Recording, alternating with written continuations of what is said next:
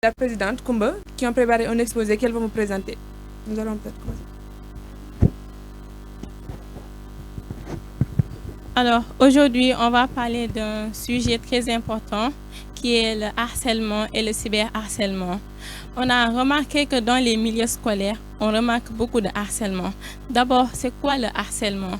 Le harcèlement, c'est une violence, c'est une forme de violence répétée, qu'elle soit physique, psychologique ou verbale. C'est-à-dire, une personne est moquée, humiliée ou menacée par des gens.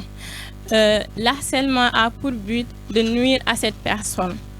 Et les élèves qui souffrent de cet harcèlement manquent beaucoup de confiance en eux. Quand ils viennent à l'école, ils souffrent beaucoup. Maintenant, on va aller le cyberharcèlement. Le cyberharcèlement, c'est comme le harcèlement, mais elle se fait dans les réseaux sociaux. C'est-à-dire, c'est le fait de suivre une personne, d'harceler une personne à travers les vidéos, les commentaires ou bien les publications. Et le plus grave dans le cyberharcèlement, c'est que c'est une forme d'harcèlement que l'on pas arrêter. C'est-à-dire, quand les vidéos sont exposées, elles sont là pour toujours. On ne peut pas les enlever carrément. Donc, la personne, elle subit un danger dans la vie quotidienne. Donc, c'est-à-dire, le cyberharcèlement, c'est quelque chose de très dangereux pour les personnes qui en sont victimes. On va aller voir les facteurs explicatifs. D'abord, on a les causes individuelles et psychologiques. La recherche de domination, c'est un besoin d'affirmer un pouvoir ou d'accroître une popularité au sein du groupe. C'est-à-dire, il y a des gens qui aiment bien montrer leur dominance face aux autres. C'est-à-dire, si eux, ils font du sport, ils ont une très forte carrure, ils aiment bien montrer que eux, oui, ils ont une très forte carrure, ils montrent leur force face aux personnes qui sont faibles. On a les déficits d'empathie, incapacité à percevoir ou à s'intéresser à la souffrance infligée à autrui, la fragilité personnelle, des difficultés familiales, sociaux ou des traumatismes non résolus, c'est les agresseurs.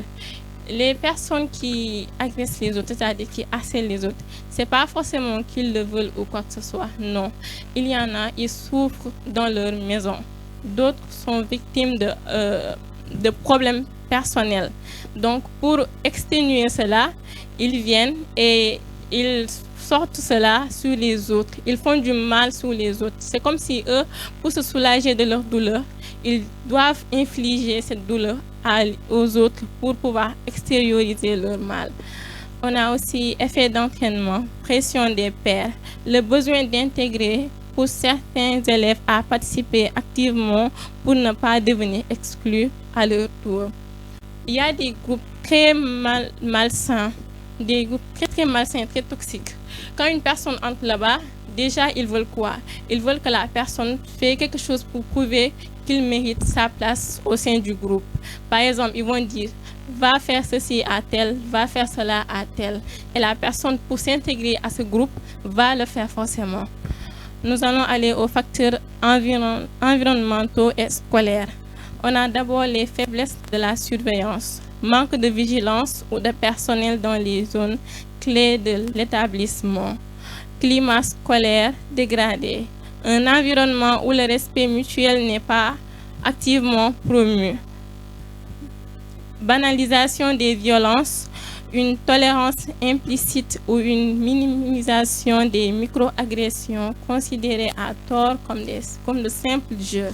Ça, c'est très grave. Beaucoup de gens, pour se moquer des autres, ils disent « je jouais seulement ». Mais on ne sait pas ce que la personne sent au plus profond de lui. On vient, on dit « non, c'est que pour jouer, etc. » Mais au fond, la personne, il rit, mais elle a du mal. On a aussi les discriminations systématiques. Ciblage basé sur l'apparence physique, l'origine, le genre, l'orientation sexuelle ou une situation de handicap.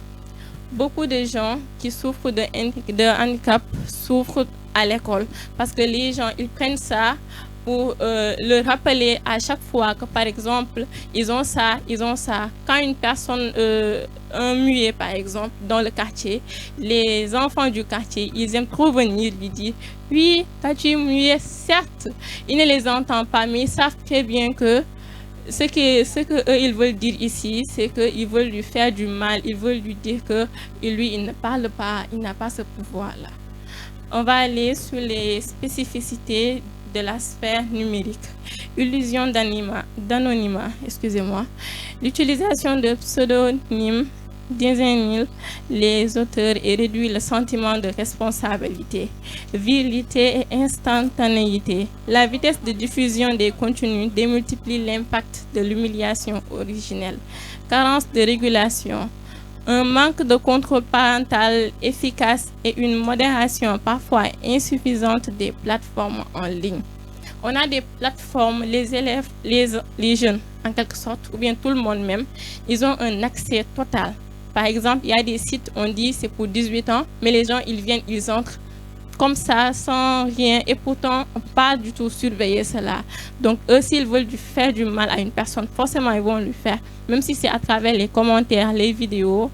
Et ça, on ne peut pas vraiment l'arrêter, parce que les vidéos, ça reste, les commentaires, ça reste, les republications aussi, ça reste. On va aller sur les manifestations concrètes du phénomène.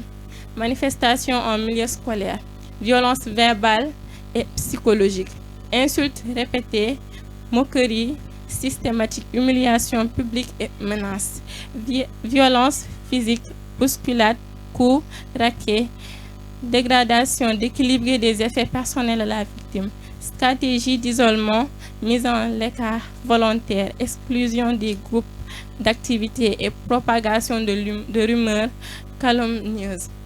Je prends exemple sur nous les filles. On aime bien parler de ce que les gens disent cas. Et en fait, le mot cas, c'est vraiment grave parce que ça dérange les personnes à qui on les dit ça. On aime bien créer des rumeurs sur des personnes. Et ça, c'est très grave parce que la personne, elle est là, on lui dit, là où elle se tourne, on dit, c'est toi qui as fait ça, c'est toi qui as fait ça. Or que non, ça, c'est pas bon. L'élève en question ne veut même plus venir à l'école parce qu'il sait que s'il vient, on va lui rappeler ce qu'il a fait alors qu'il n'a rien fait. Manifestation dans l'espace numérique, cyberattaque directe, envoi massif de messages insultants, haine ou ouverture menaçant, atteinte à l'image, détournement et publication non consentie de photos ou de vidéos intimes ou humiliantes, usurpation d'identité, création de faux profils dans le but de nuire à la réputation ou de ridiculiser la victime, lynchage en ligne, campagne coordonnée de dénigrement et propagation virale de fausses informations. Ça, je prends exemple sur les Sénégalais. Avec ce qu'ils aiment dire 72 heures. Moi, le terme 72 heures, j'aime vraiment pas parce que on suit les gens, on leur dit on leur fatigue dans les commentaires, dans les vidéos, dans les republications sur des choses très banales, même pas sévères. On les fatigue sur ça et eux, ils sont vraiment victimes de cela. Je tenais aussi à dire que dans le monde, un élève sur 3 est victime d'harcèlement. Donc, 30% des élèves sont victimes d'harcèlement d'après l'UNICEF. Donc, comme on le voit, les chiffres montrent qu'il y a vraiment de l'harcèlement scolaire dans les écoles. Nous devons respecter les personnes et arrêter ces genres de comportements face à nos camarades. On doit faire savoir que l'école est un espace pour tout le monde. Tout le monde doit y être à l'aise. On ne doit pas venir avec un stress ou être anxieux. Pourquoi? Pour des choses qu'on n'a même pas fait ou bien parce qu'on va être harcelé. Ça, c'est pas normal pour les élèves. Voilà, c'était ça. Merci.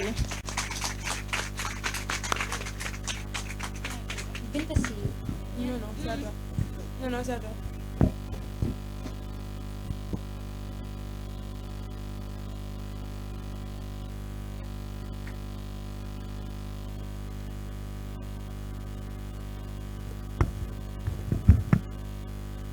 Rebonjour à tous.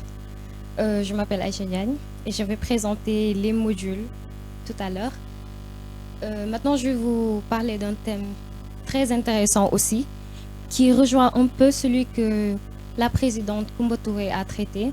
C'est l'impact des réseaux sociaux sur la santé mentale des jeunes, des adultes, tout le monde, entre guillemets. Maintenant, il faut d'abord savoir qu'est-ce qu'un réseau social. Je vais vous définir. Un réseau social, c'est une plateforme numérique ou une application web comme Facebook, Instagram, TikTok, etc., qui permet à des utilisateurs de créer un profil, de partager du contenu, texte, photos, vidéos, et d'interagir en ligne avec d'autres personnes. L'utilisation des réseaux sociaux impacte directement la santé mentale des jeunes. J'avais défini la santé mentale.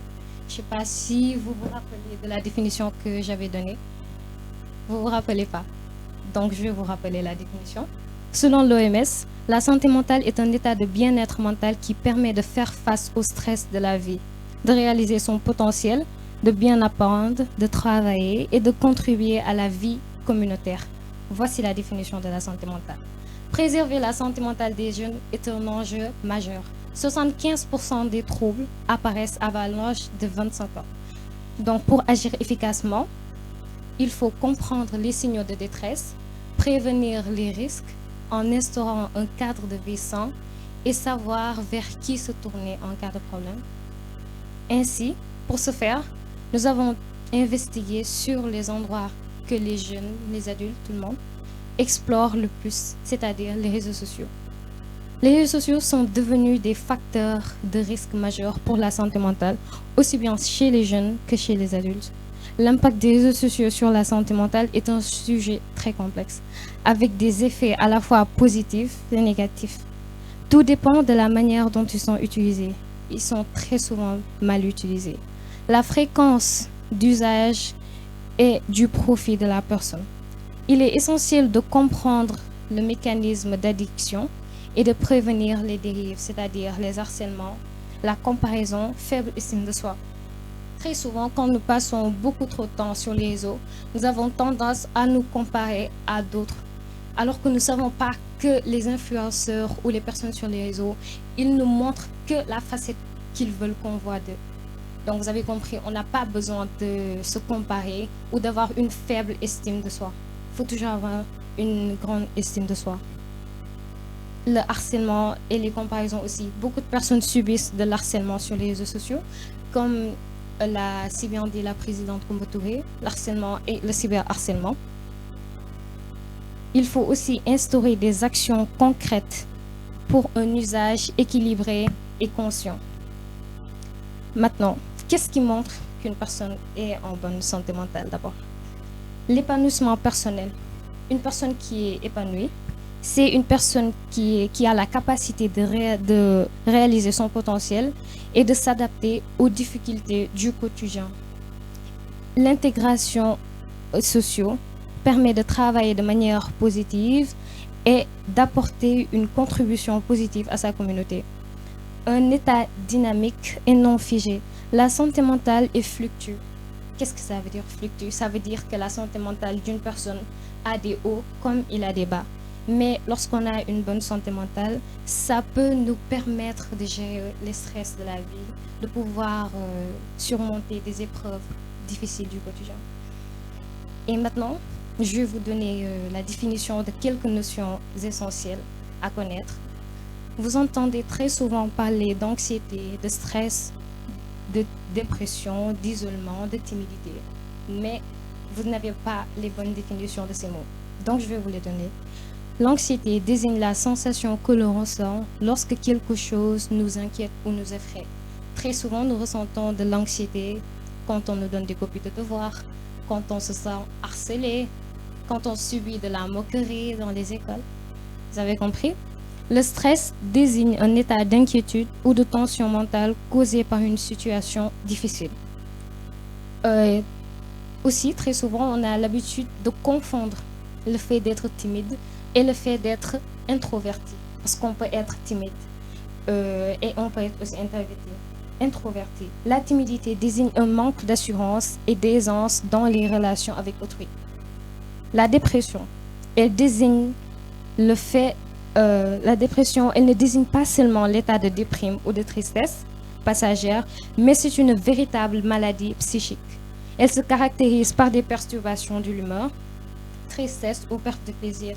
Une personne dépressive a très souvent l'habitude d'avoir des sautes d'humeur, de passer d'un état joyeux à un état malheureux en l'espace de juste quelques minutes. Ce sont des signes de dépression. Maintenant, l'isolement, c'est juste un repli social. Donc voilà le thème que j'avais préparé sur l'impact des réseaux sociaux. Merci.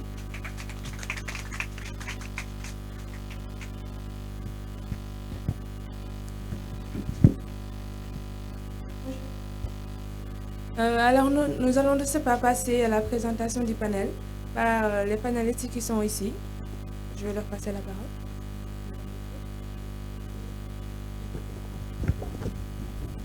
Merci beaucoup. Bonjour à tous et à toutes. Bonjour et je m'excuse du retard. Hein. Je pense que je suis venue un peu en retard et je m'en excuse. Moi, c'est Ndeye Mati Tandine, Madame Ndiaye, je suis psychologue conseillère. Je travaille au niveau du Centre académique de l'orientation scolaire et professionnelle, que vous connaissez bien sûr. Et je suis également le responsable du bureau examen et concours, mais aussi le responsable du bureau appui psychosocial de ce service. Le CAOSC, pour ceux qui ne le connaissent pas, c'est un service public, un service de l'État. Nous dépendons du ministère de l'Éducation nationale, donc on travaille le plus souvent avec les élèves. Donc on est parmi vous, comme vous le comprenez.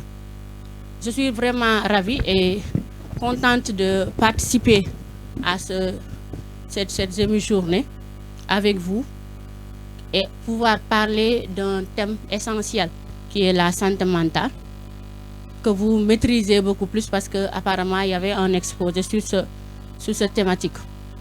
La santé mentale, comme vous le savez, hein, si on parle de santé mentale, d'habitude, on pense généralement à la maladie et à des choses graves. Mais la santé mentale est simplement notre équilibre intérieur. Donc, si on parle d'équilibre, c'est par rapport à nos émotions, par rapport à notre quotidien, par rapport aux difficultés, au stress, entre autres. Donc, si je pourrais résumer la santé mentale, je dirais que c'est un état de bien-être mental qui permet à l'individu de faire face aux difficultés, de prévenir les sources de stress, de réaliser son potentiel, d'étudier, puisqu'on parle avec des élèves, mais également de pouvoir contribuer à la vie de la communauté. Nombreux sont ceux qui sont ici, qui participent à des activités extrascolaires. Donc la santé mentale, ils permettent aux élèves et de manière générale à toute personne de contribuer à la réalisation de la vie en communauté. Vous êtes d'accord avec moi?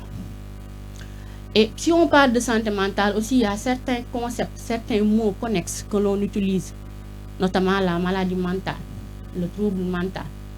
Donc c'est bien de savoir peut-être distinguer la différence entre ces deux concepts. Selon vous, c'est quoi la maladie mentale? D'après ce que Madame Diagne vient de dire, est-ce que quelqu'un peut revenir sur ce qu'il a retenu par rapport à la maladie mentale? Il ne faut pas être des passifs. Hein? Moi, même si c'est un panel, je veux que ça soit interactif. Bye. Oui? La maladie mentale, c'est quoi? Selon vous? Je vous écoute. Les filles. Apparemment, dans le club, il n'y a pas de parole. On parle pas. Il n'y a pas de personnes qui sont capables de prendre la parole. Un club de santé mentale. Où sont les membres? Oui. Vas-y. Un des nôtres, bien sûr, oui.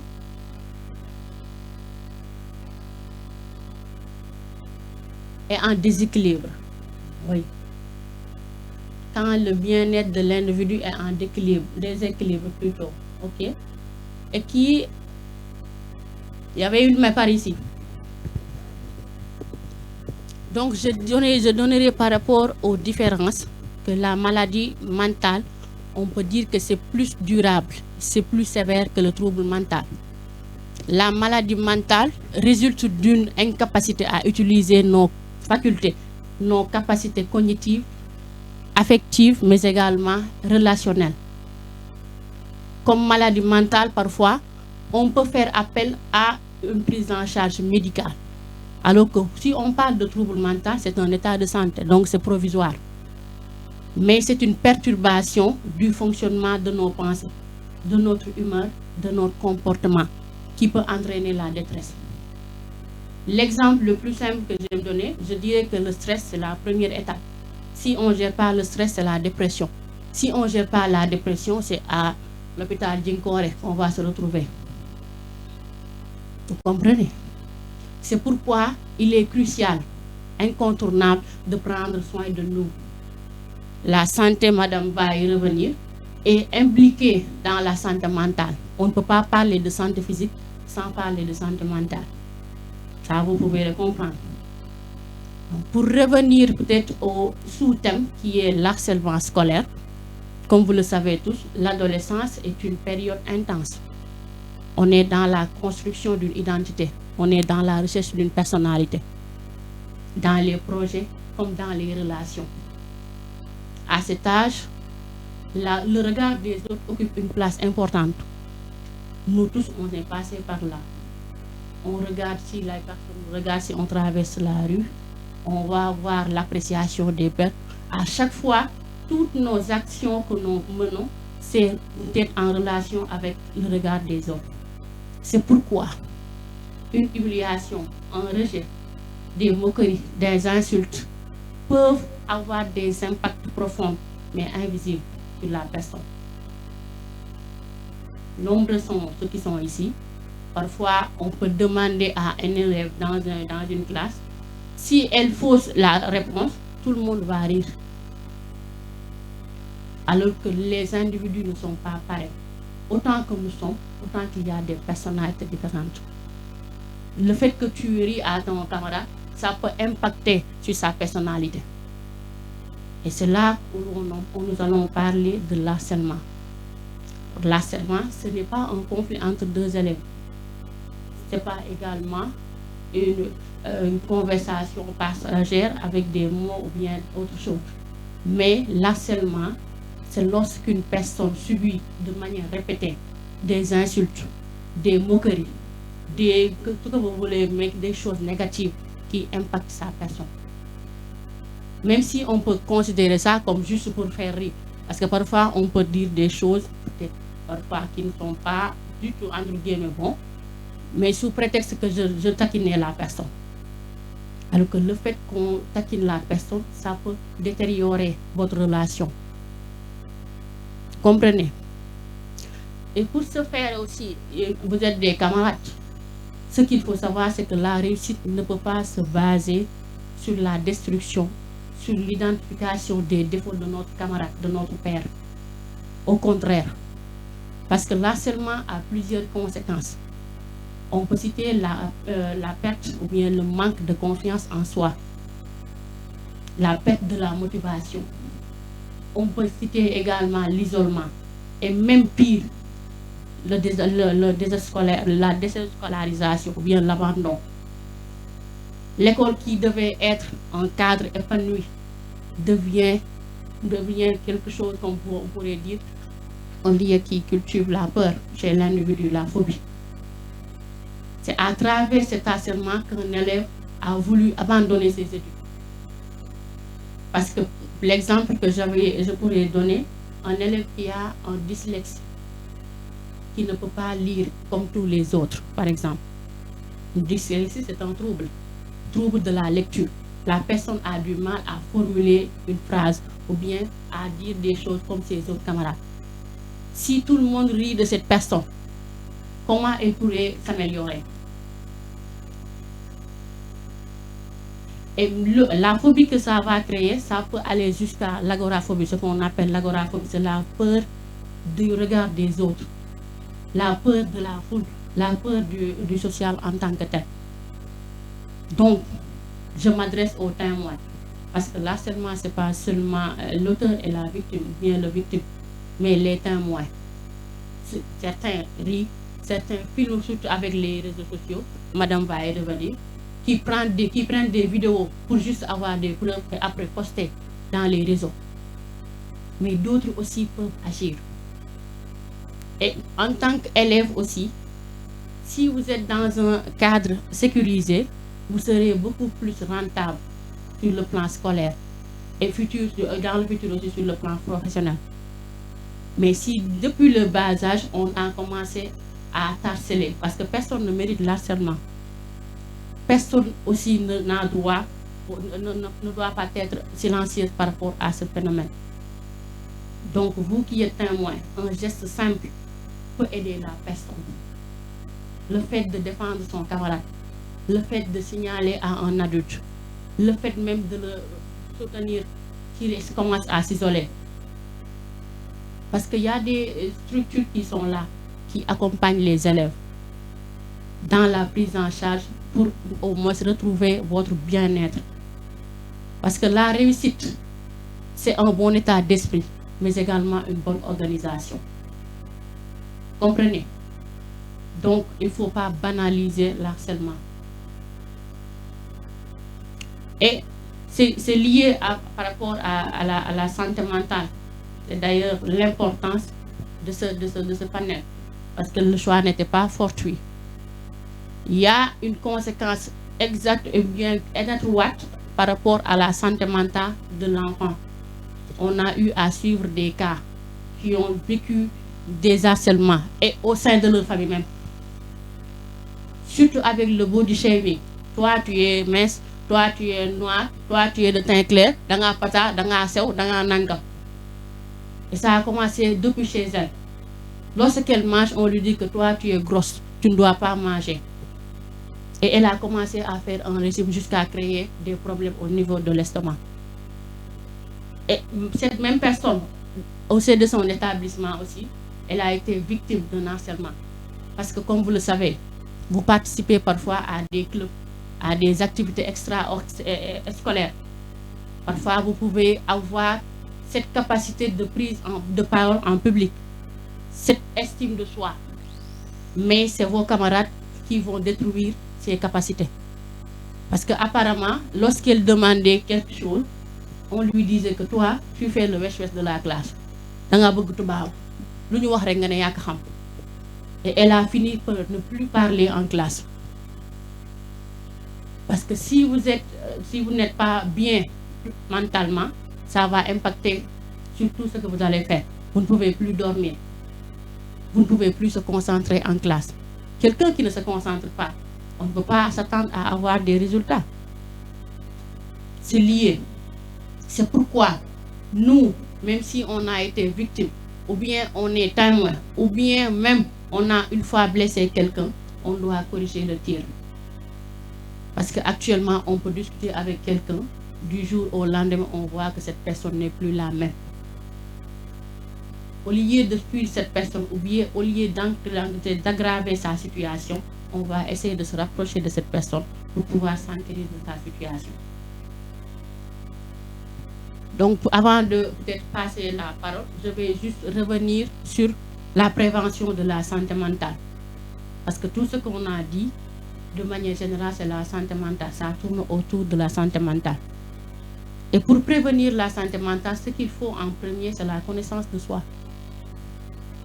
La connaissance de nos forces, de nos faiblesses, la connaissance de notre personnalité, mais également de notre relation avec les émotions. La connaissance de soi, ce n'est pas mon nom, c'est Moussa Fall ou bien le fille de Nangam Nangam. Non. La connaissance de toi, c'est qu'est-ce que tu peux faire, quelles sont tes capacités, quelles sont tes possibilités. Parce que si tu te connais, la personne qui t'indexe de quelque chose que tu n'es pas, ça ne va pas te fragiliser plutôt. L'autre point, c'est l'estime de soi. L'estime de soi, c'est la perception de sa propre valeur. L'appréciation de ta personne.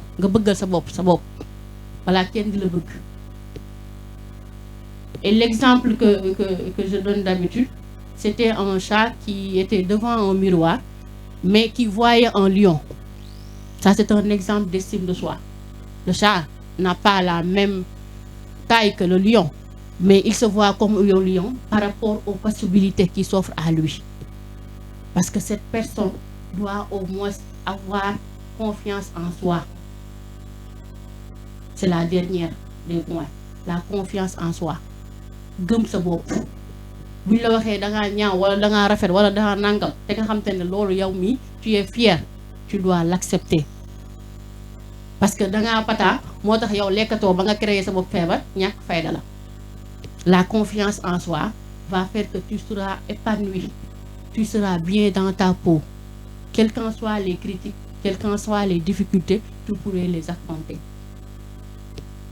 Vous comprenez? Le harcèlement, pour conclure, ce n'est pas une blague.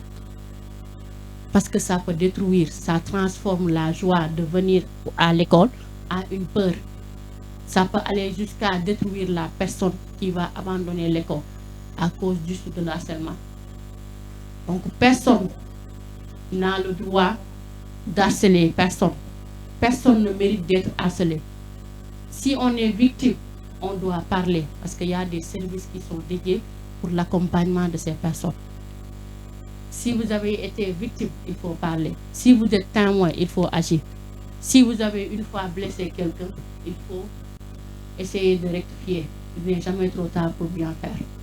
Donc, sur ce mot, je vais donner la parole à notre animatrice qui va revenir sur l'aspect de la santé. Si vous avez des questions aussi après, à la fin, on peut y revenir. Merci.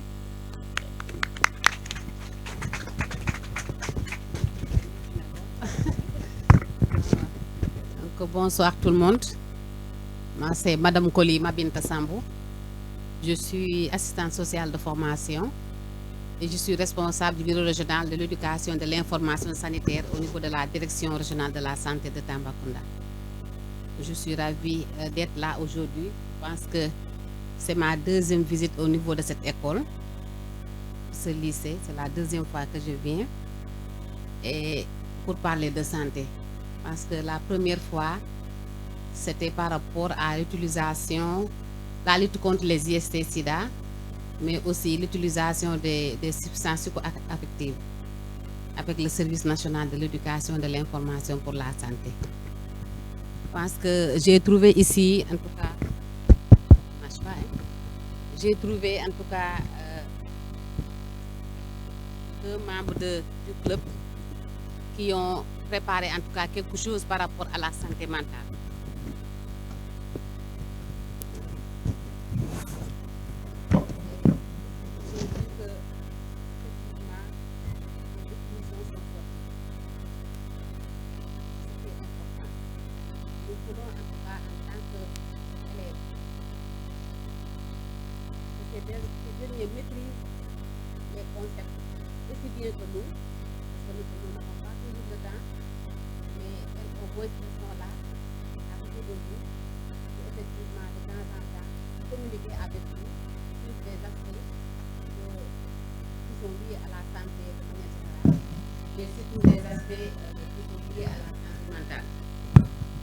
La définition a été dite. Quand on dit santé mentale, ça ne signifie pas l'absence de maladie. On n'est pas malade, peut-être physiquement, mais intérieurement, voilà. S'il y a un manquement, n'est-ce pas, par rapport à nos émotions, par rapport aux aspects liés en tout cas à la biologie, aux aspects liés en tout cas l'aspect social, s'il y a des manquements quelque part, on a un problème de santé mentale. Donc, la santé mentale, c'est la capacité, n'est-ce pas, à la personne de penser positive. C'est important. C'est la capacité aussi de pouvoir gérer ses émotions. Je pense qu'elles l'ont dit quand je suis arrivée. C'est la capacité de pouvoir entretenir de bonnes relations avec ses camarades, avec ses professeurs. C'est la capacité aussi de prendre des décisions adaptées par rapport à sa vie quotidienne. C'est important. Qu'on ne reste pas là, que les gens nous dictent ce qu'on doit faire. Chacun sait ce qui est bon. C'est vrai, on a besoin d'encadrement des adultes. Mais quand même, on doit être censé savoir effectivement qu'est-ce qui est bon, qu'est-ce qui n'est pas bon pour nous. La santé mentale, en tout cas, de manière globale, c'est quand on se sent bien dans sa tête. La psychologie, elle est importante. L'aspect équilibre entre émotions, les aspects émotionnels, l'équilibre entre les aspects psychologiques, mais aussi équilibre entre les aspects qui sont liés à la société, les aspects sociaux de la vie. C'est important. 3 éléments qui doivent aller de pair. S'il y a défaillance entre un de ces éléments, il y a des difficultés. Donc cela veut dire quoi? Nous avons des problèmes mentaux, de santé mentale. Et quels sont les déterminants de la santé mentale? Parce qu'elles l'ont dit, les deux. Elle aussi, elle l'a dit. L'identité et l'estime de soi. C'est important. Quand la personne est en crise identitaire, quand il y a un rejet social, quand la personne est exclue, quand il y a des moqueries, aussi bien dans la maison, dans la rue que dans la classe, c'est des difficultés. L'expérience et la prise de risque, c'est important. Les risques, très souvent dans les écoles, on a des prises de risque. Quand on voit quelqu'un, un élève qui fait quelque chose, je pense que ce qu'il a fait, c'est bon, alors que ce n'est pas bon. Et cela, on le voit surtout par rapport à l'utilisation des substances psychoaffectives. On l'a vu, je pense que même dans cette école-là, comme j'ai dit, la première expérience que j'ai eue ici, j'ai vu des élèves qui se sont levés, qui ont dit que j'ai eu à essayer ne serait-ce qu'une seule fois d'utiliser telle substance. C'est la prise de risque, c'est l'expérimentation. Le jeune, il a besoin des fois d'expérimenter des choses. Les conflits intergénérationnels, c'est des facteurs, des déterminants de la santé mentale. La pression scolaire, elle est échec.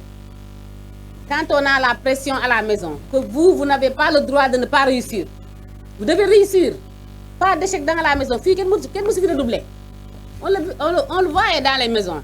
Et c'est cette pression-là, très souvent, quand elle est forte, ça peut créer en tout cas ce déséquilibre-là qui va nous pousser, en tout cas, qui va nous mettre dans le panier, en tout cas, des troubles donc mentaux. La violence en milieu scolaire aussi.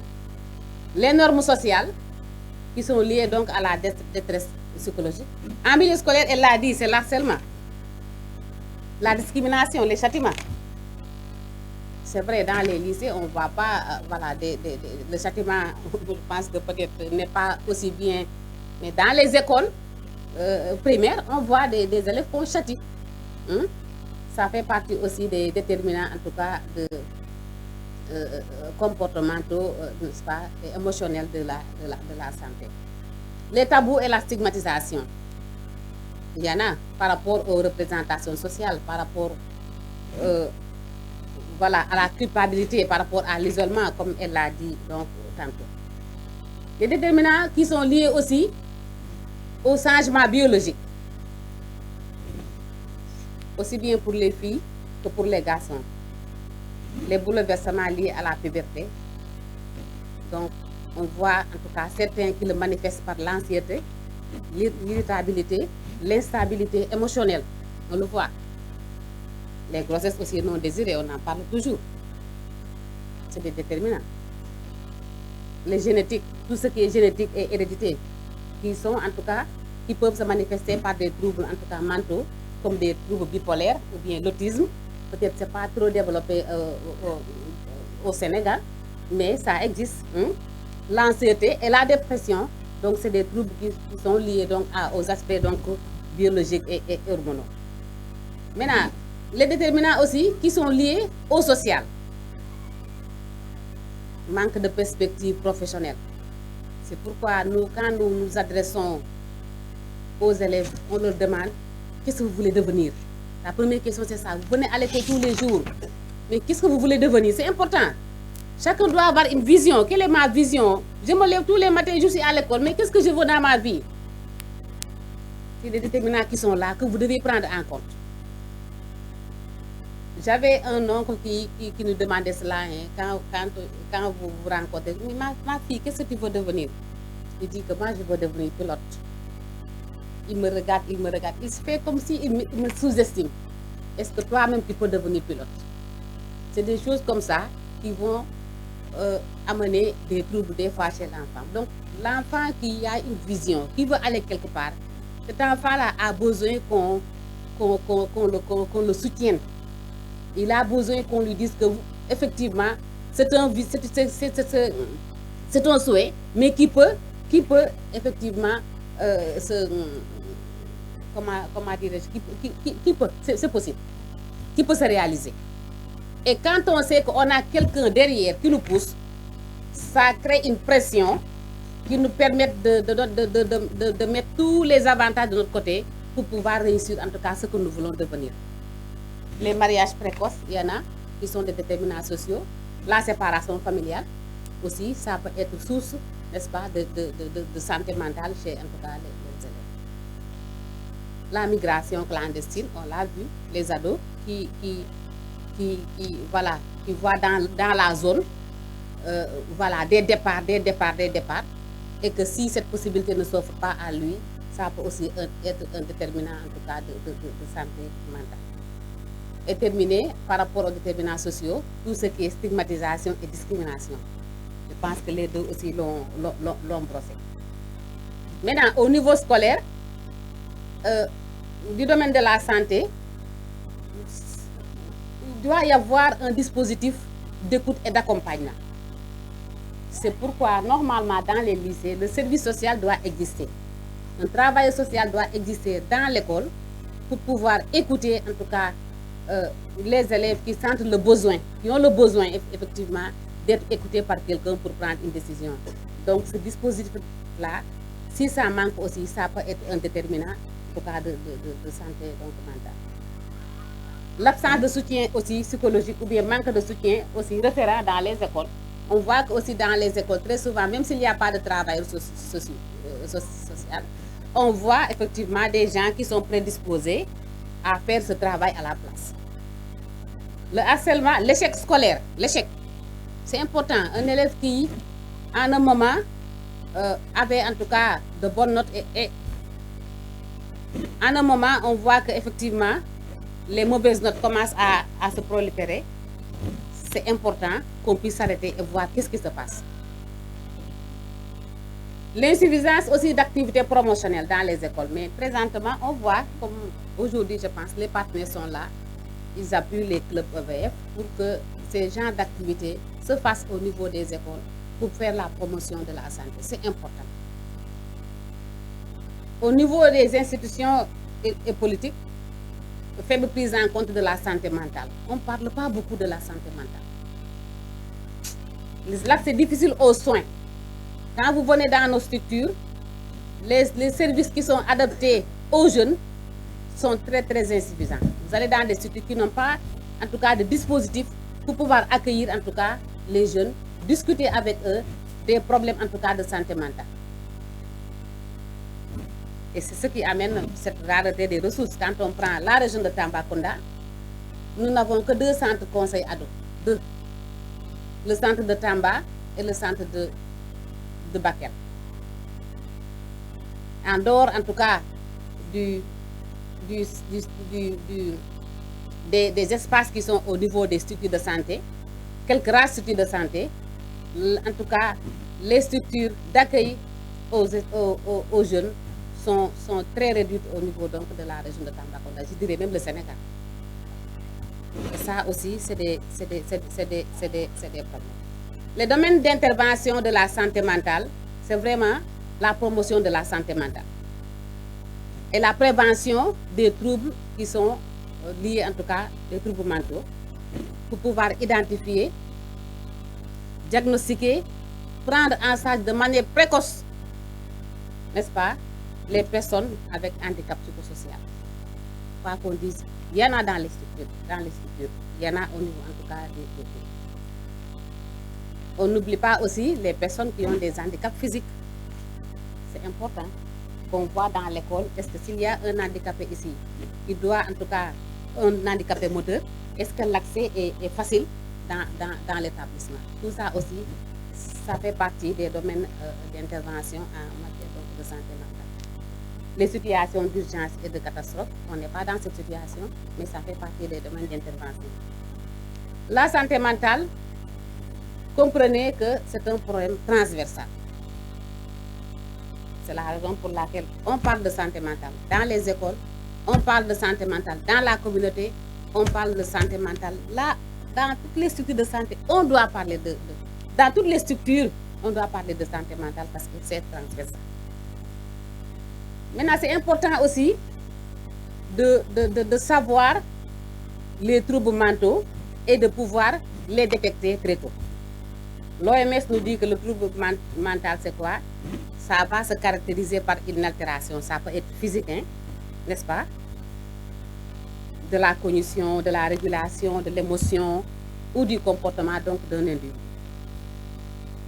Quels sont maintenant les différents troubles qu'on voit très souvent? On voit l'agitation psychomotrice. C'est quoi l'agitation psychomotrice? C'est un état d'excitation non contrôlée. Il faut le voir. Marqué par une activité excessive. On voit quelqu'un qui n'avait pas l'habitude de parler, qui commence à parler, ou bien qui se lève, qui fait des pas, qui vient, qui se lève, qui s'assoit, qui se lève, qui s'assoit, sans arrêt. C'est une excitation psychomotrice. Qu'est-ce qui peut être la cause? Et c'est important de chercher la cause. Le stress peut être la cause. L'anxiété. Trouble de l'attention ou déficit, ou en tout cas hyperactivité, on le voit. L'hyperactivité peut être en tout cas la source. L'effet des médicaments. Je dis l'effet des médicaments, mais voilà. Ou bien l'effet des produits qu'on utilise qui peuvent exciter. L'environnement scolaire bruyant. On voit des élèves qui ont peur quand il y a du bruit, ils ont peur. Ou bien en tout cas le bruit là fait en tout cas leur permet en tout cas de s'agiter. Donc c'est des comportements qu'il faut, qui sont des causes de cette agitation psychomotrice. Maintenant les signes, on a dit, les signes qu'on peut voir, la personne qui bouge, la personne qui parle à haute voix, la personne qui perturbe la quiétude dans son environnement ou bien dans la classe, qui bavarde. C'est des choses qu'on pense être simples, mais c'est des choses qu'il faut prendre en compte. Surtout que si la personne n'avait pas l'habitude de faire. Maintenant, qu'est-ce qu'il faut faire s'il y a une situation pareille? Il faut être calme. Et là, on s'adresse au professeur. Et ne pas rejeter. Au professeur, mais aussi à ses camarades. Ne pas rejeter cette personne. Il ne faut pas dédramatiser, il faut dédramatiser la situation. Ce n'est pas un drame. C'est un problème qui est là. Il faut essayer d'établir un contact avec la personne. Mais qu'est-ce qu'il y a? Qu'est-ce qui se passe? C'est important. Il faut rassurer la personne. On peut même aller jusqu'à l'environnement familial et essayer de voir dans sa famille pour les rassurer. Il faut aussi se faire aider par d'autres personnes, surtout en cas de besoin. Si on sait qu'on est limité, il faudra essayer en tout cas de voir d'autres personnes. Comme on l'a dit, les travailleurs sociaux sont là. Il faut faire appel à ces personnes. Il faut orienter. Il faut accompagner la personne. Des fois, même à la structure de santé, des fois, il faut aller. Parce que quand ça nous dépasse, il faut aller vers les structures de santé. Il faut aussi voir, observer ce comportement-là, la fréquence de ce comportement-là. Est-ce que c'est la première fois? Est-ce que la personne a l'habitude? En tout cas, c'est important d'observer en tout cas ce comportement et comme je l'ai dit, de référer en tout cas si c'est nécessaire. Ce qu'il faut éviter maintenant, c'est de ne pas se paniquer. C'est important. Que la classe ne se panique pas, que l'enseignant, le professeur ne se panique pas. Il faut aussi éviter de ne pas crier, n'est-ce pas? Et d'être en conflit avec cette personne. Vous dérangez, non. Évitez d'entrer en conflit avec cette personne. Évitez aussi d'utiliser la force. N'est-ce pas? Surtout quand cette personne est agitée, quand la personne est agressive, il faudra éviter en tout cas d'utiliser cette force-là. Est-ce que vous avez l'habitude? Est-ce que vous avez une fois vu une situation pareille? Voilà. Donc, cette situation, voilà, c'est des situations qui sont là, mais il faut gérer. On voit aussi une personne qui est triste, n'est-ce pas? Ou bien une personne qui s'isole, elle l'a dit. Une personne qui est triste, qui s'isole, c'est un sentiment de mal-être. C'est un sentiment de déplaisir. Il y a quelque chose qui ne cloche pas. À la maison ou bien même dans la classe. Comme elle a dit, une personne qui bégaye, qui parle et vous riez, ça peut créer cette tristesse, n'est-ce pas? Ou bien, si la personne rejetée, la personne aussi peut être en deuil, a perdu ses parents par exemple, n'est-ce pas? Ou bien la personne est violenté à la maison avec les travaux domestiques. Quand vous vous levez le matin, avant de partir, il faut laver les poils avant de partir à l'école. N'est-ce pas? Il faut aller puiser de l'eau avant de partir. Surtout des fois quand on n'est pas chez ses parents. So jógee balaa ngay jàngi da ngay dem da ngay bale da ngay fobee da ngay root. N'est-ce pas? Les signes qu'on peut observer, c'est des personnes qui sont silencieuses. N'est-ce pas? Des personnes, n'est-ce pas, qui évitent aussi les interactions. Même quand vous posez les questions, des fois ils évitent, en tout cas, voilà, ils ne veulent pas parler. Parce que si la personne est violentée à la maison, elle va refuser de parler, elle va se dire que peut-être si je parle, ils vont aller dans ma famille et dire que voilà ce que j'ai dit à l'école. Ou bien des fois, on voit des personnes qui pleurent, qui sont tristes, qui pleurent de temps en temps et qui s'isolent. Ce qu'il faut faire, c'est vraiment d'être calme, de ne pas rejeter la personne. D'essayer d'établir un contact avec cette personne. Ce n'est pas facile, mais essayez petit à petit d'établir ce contact, n'est-ce pas, pour l'aider à pouvoir extérioriser ce qui fait qu'elle est triste. Écoutez activement, offrir un espace d'écoute, parce que très souvent, si vous posez la question devant tout le monde, qu'est-ce qui se passe? Elle peut ne pas répondre. Mais essayez de l'isoler un peu de temps en temps, vous l'isoler, vous poser des questions, peut-être sans pression, n'est-ce pas, jusqu'à ce que la personne soit prête à parler. Ne pas juger, mais aussi être vraiment empathique à la situation. Il ne faudrait pas dramatiser la situation, il faut rassurer la personne, il faut en tout cas l'orienter, ou bien aussi, si ça nous dépasse, il faut l'orienter vers la structure de santé. Ce qu'il faut éviter, c'est de ne pas banaliser. La personne qui est triste, j'ai dit, il y a une situation qui est là, mais il ne faudrait pas banaliser, il ne faudrait pas sous-estimer cette situation qui fait que cette personne est dans cette situation. Excusez-moi de la répétition. Il faut éviter de porter un jugement de valeur. Toi, tu es toujours comme ça. Non. Il faut éviter les moqueries. Il faut éviter de le mettre à l'écart. C'est important. On voit aussi des personnes qui sont anxieuses. Tristesse, anxieuse, c'est des termes qui sont un peu, qui se rapprochent. Hein? Mais là, c'est excessif. Là, c'est excessif. Quand l'anxiété, c'est plus excessif que la tristesse. Donc, c'est une personne qui présente une peur sans raison, n'est-ce pas? Qui peuvent être associées à des signes, des palpitations, n'est-ce pas? Ou bien, voilà, des transpirations, ou bien sensations d'étouffement. Des fois, quand on veut parler, on a la gorge qui est nouée, qui est serrée. Donc, c'est l'anxiété. Les causes, c'est vraiment la peur du jugement. On a peur. Quand on veut parler, on a peur que ce qu'on va dire, que nos camarades, ou bien en tout cas que l'enseignant nous juge par rapport à ce qu'on a dit. Donc, on a peur de parler et on a en tout cas quelque chose comme un nœud qui est là au niveau donc, du cou. Ou bien, voilà. Ce qu'il faut faire, il faut encourager la respiration lente.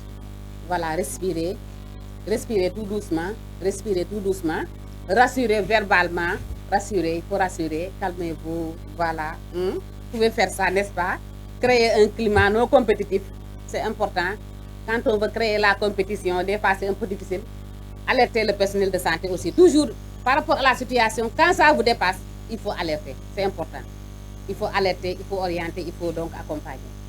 Ce qu'il faut éviter, il ne faudrait pas forcer cette personne à parler, surtout en public. Quand on a un nœud ici, quand on veut parler, voilà, quand on force la personne, ça peut créer des palpitations. Il faut éviter en tout cas les rires, les moqueries. Il ne faudrait pas en tout cas rire cette personne, n'est-ce pas? Il ne faudrait pas banaliser, il faut ignorer les plaintes physiques, n'est-ce pas? Et dire c'est pas grave, c'est pas grave. C'est grave, c'est pas grave pour vous, mais c'est grave pour lui. C'est des choses qu'il ne faut pas utiliser, des termes qu'il ne faut pas utiliser. Non, non, c'est pas grave. Si c'est grave, vous pensez que c'est pas grave, mais c'est grave pour moi. Vous comprenez? Les propos incohérents, aussi, on le voit. N'est-ce pas?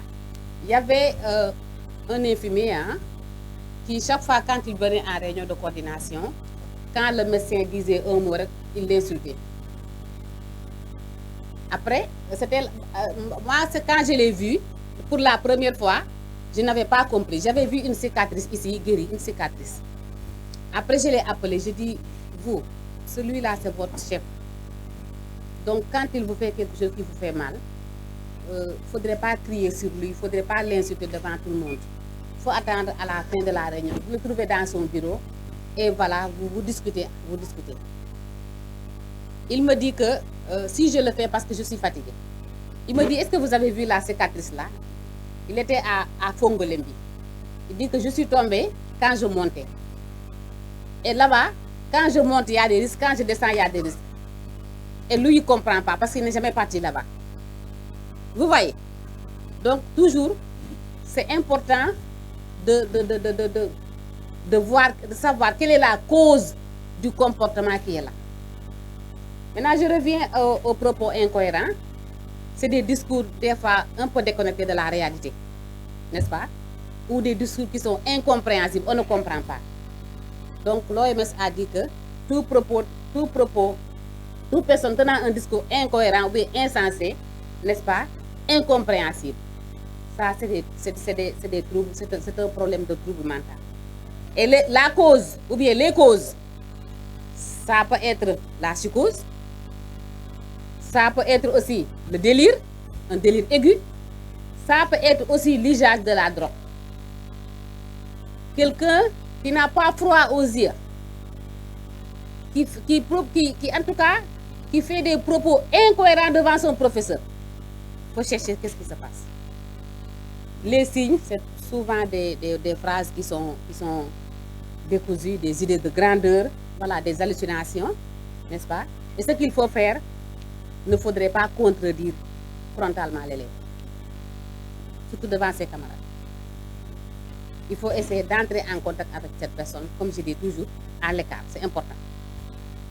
Parler doucement, informer la direction et les parents, c'est important, parce que l'action a eu ici, mais les causes de l'action, c'est peut-être ailleurs, ce n'est pas ici dans l'école.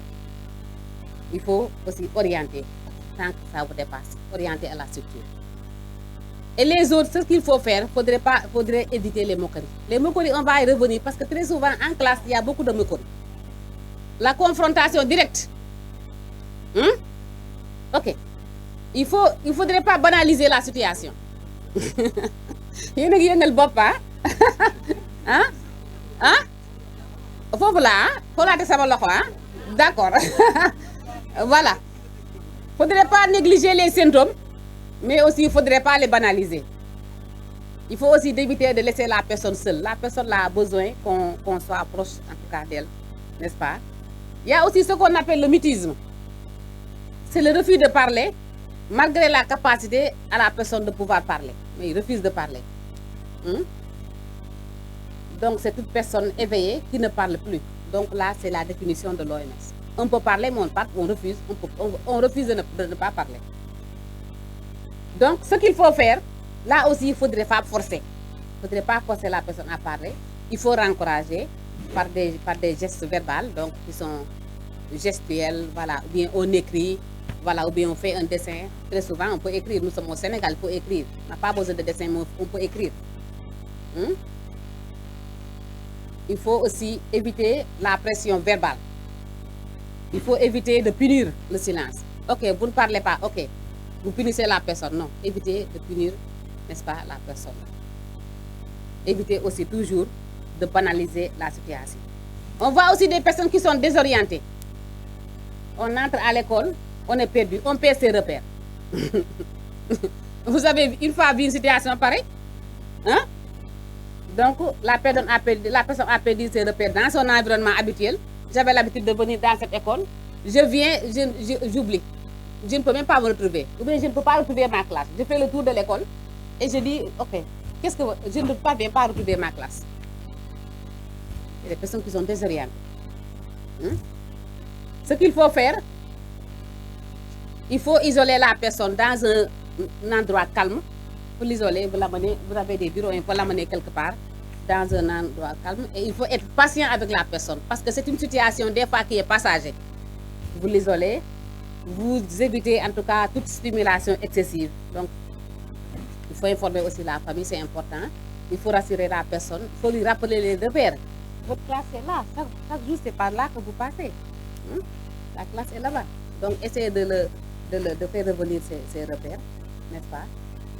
Ce qu'il faut éviter, c'est de croire à une simulation. Vous pensez que celui-là est en train de simuler? Non. Il faut éviter cela. Ne pas laisser la personne seule, n'est-ce pas? Il ne faudrait pas faire peur, en tout cas, aussi à la personne. Les troubles de la mémoire. Et là, souvent, on le voit dans quelle classe?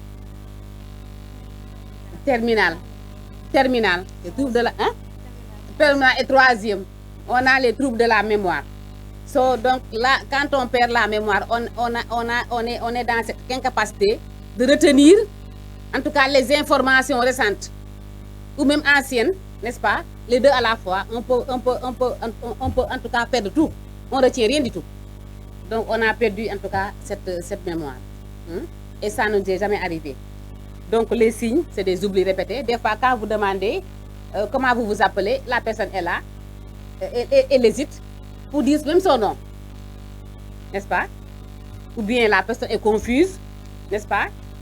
Et la personne a des erreurs de date. Quand vous demandez, la personne, voilà, la personne oublie. Ce qu'il faut faire, c'est de noter les oublis et d'en discuter avec les parents. Là, en ce moment, il faut faire intervenir les parents. Il faut rassurer l'entourage. Il faut expliquer que ces oublis peuvent regresser par les soins. Il faut aussi orienter. Il faut orienter vers les structures, en tout cas, de prise en charge qui sont là. Ce qu'il faut éviter aussi, c'est des reproches constants. C'est important. La perte de patience. Pour ces personnes-là, il faut avoir assez de patience, n'est-ce pas, pour les amener. Il faut aussi éviter, en tout cas, de ne pas dramatiser la situation. L'autre situation, c'est les crises. Les crises convulsives. On a vu. Est-ce qu'il y en avait ici? Ouais, c'est des épilepsies, mais il y avait aussi ce qu'on appelait le Guinée. Guinée Maïmouna. Oui, c'est des crises. Et là, c'est quoi? La crise convulsive, c'est une perturbation électrique. C'est dans le cerveau qui entraîne des fois des mouvements qui sont incontrôlés. La personne est là, la personne peut rouler d'ici jusque là-bas. Et des fois, on sent une force même. C'est une force. Ou bien la personne va parler, en tout cas, va avoir des mouvements involontaires. C'est des mouvements involontaires, n'est-ce pas? Des fois aussi qui sont localisés ou bien qui sont généralisés dans le corps, n'est-ce pas? Là, les signes qu'on voit, la personne peut se lever et tomber. C'est des chutes, n'est-ce pas? Et des chutes qui sont brutales. Ou bien la personne faut commencer à, voilà, à serrer les mains et à commencer à trembler. Les yeux aussi qui sont grandement ouverts, ou bien qui fait des émissions de bave, ou bien qui se mordent la langue, ou bien qui perdent d'autres aussi qui vont perdre les yeux, ou bien vont perdre conscience à la fin. Ça, c'est des crises convulsives. Ce qu'il faut faire, vraiment, quand la personne est dans cette situation, il faut la protéger. Il faut maîtriser cette personne-là, l'allonger sur le côté pour éviter une fausse route. Il faut l'allonger, il faut le maîtriser. N'est-ce pas? C'est dur, hein? Il ne faudra rien mettre dans la bouche. N'est-ce pas? Il faut enlever tout ce qui est objet ou bien tout ce qui peut gêner. Les habits ou bien si la personne a mis une ceinture, il faut essayer en tout cas de desserrer. Aider la personne à ne pas se blesser. Parce que si on laisse la personne qui fait une chute, si vous ne la protégez pas, la personne en tout cas va se blesser. Il ne faudrait pas aussi il faut dédramatiser, rassurer, parce que la personne à un moment va se réveiller et va oublier même ce qui s'est passé. N'est-ce pas? Accompagner la personne. Moi, j'ai mon homonyme, elle est au niveau du Semgoui. Très souvent, elle tombe là-bas. Voilà, après on l'accompagne, elle revient. On ne sait pas, voilà, ces crises-là. Et quand je demande qu'est-ce qu'il y a, elle dit que j'ai vu une femme, elle est noire, elle dit que c'est ma mère, alors que ma mère est claire. Ça, il y a des vaches, voilà, c'est compliqué. Ce qu'il faut éviter, de secouer la personne, mais on doit maîtriser la personne. Il ne faudrait pas qu'on se panique, n'est-ce pas? Il faudra aérer en tout cas l'environnement pour que la personne puisse respirer, n'est-ce pas? Le moment que, en tout cas, cette crise-là donc se termine. On a ici l'insomnie. Hein? Tout ce qu'on dit là, on le voit dans les écoles. L'insomnie, c'est la personne qui a du mal à dormir ou bien qui se réveille plusieurs fois pendant la nuit ou se réveille très tôt. On a vu. Et quand on ne dort pas bien, comment on est? Quand on ne dort pas bien, quels sont les signes qui montrent qu'on ne dort pas bien, qu'on n'a pas bien dormi? On a les yeux rouges, on est fatigué, mais on a beau fort, maux de tête, mais on est irritable, très irrité. Hein? Voilà. On a des difficultés à suivre le cours. On peut aussi somnoler. Hein? On somnole dans la classe. Ce qu'il faut faire... Hein? Oui. Très souvent, il faut poser la question, pourquoi vous somnolez? Est-ce qu'à la maison, vous dormez bien? Qu'est-ce qui se passe? Hein? Est-ce que vous dormez dehors? Est-ce qu'il y a un lit? Est-ce que du basanga am? Tout ça là, c'est important. Hein? Il faut discuter avec la personne discrètement. C'est important. Hein? Essayez de réduire un peu aussi, mais c'est pas ça, un peu difficile, les charges de devoirs aussi. S'il y a beaucoup de devoirs, vous, en tout cas, les professeurs, une semaine de devoirs, hein? Hein? Hein? Surtout, hein? Hein? Et les exercices, hein? Vous voyez? Beaucoup de séries, voilà, des séries d'exercices, hein? Hein? Ah, mais c'est ça, hein, c'est important. Donc, on ne dort pas à la maison, on ne dort pas bien. Voilà. Donc, c'est important. Ce qu'il faut éviter, il ne faudrait pas punir la personne qui somnole. Il ne faut pas punir. Il ne faut pas aussi interpréter cette somnolence comme étant une paresse qui n'est pas paresseuse. Chaque fois, elle dort. Non, non, il faut vérifier qu'est-ce que ça passe. Il faudra ne pas banaliser les plaintes de la personne. N'est-ce pas? Mais il faut l'encourager. Si, en tout cas, la somnolence, parce qu'il y a ce qu'on appelle aussi la maladie du sommeil. Si la somnolence aussi perdure, il ne faudrait pas éviter en tout cas d'aller vers un professionnel de la santé. Il faut donner des conseils d'hygiène. Comment vous étudiez? Même s'il y a beaucoup de devoirs, comment vous faites? Comment vous organisez? Ça demande une organisation. Comment vous faites? Moi, par exemple, quand j'étais en terminale, quand je descends à 8 h, je mange, je dors. À 5 h du matin, je me lève pour apprendre les leçons. C'est une organisation. Donc, l'enseignant, les camarades peuvent aider, en tout cas l'enseignant surtout, peut aider cette personne-là à organiser un peu sa vie pour voir effectivement comment en tout cas, le travail est fait donc à la maison. Est-ce que, voilà, est-ce que la personne prend des excitants? Est-ce que la personne fume? Est-ce que la personne, en tout cas, prend des choses qui ne lui permettent pas de dormir à la maison aussi? Hein? Ça peut ne pas être les devoirs. Ou bien, quand on est en classe d'examen, qu'est-ce qu'on fait? Hein? On peut dire, bon, on est café d'or, comme ça, voilà, vous prenez, voilà, hein? Les excitants somnifères, tu vas dormir, mais des choses qui vont vous empêcher de dormir. Voilà, vous prenez du café, ou bien voilà, si vous prenez du café, vous n'allez pas dormir, donc on va bien étudier. Mais il faut dormir. Dans la vie, il faut qu'on dorme. Il y a des heures pour dormir. Voilà, c'est important. Oui. On peut avoir aussi une personne qui a un comportement inexpliqué. On ne comprend pas. Qu'est-ce qui se passe? Hein?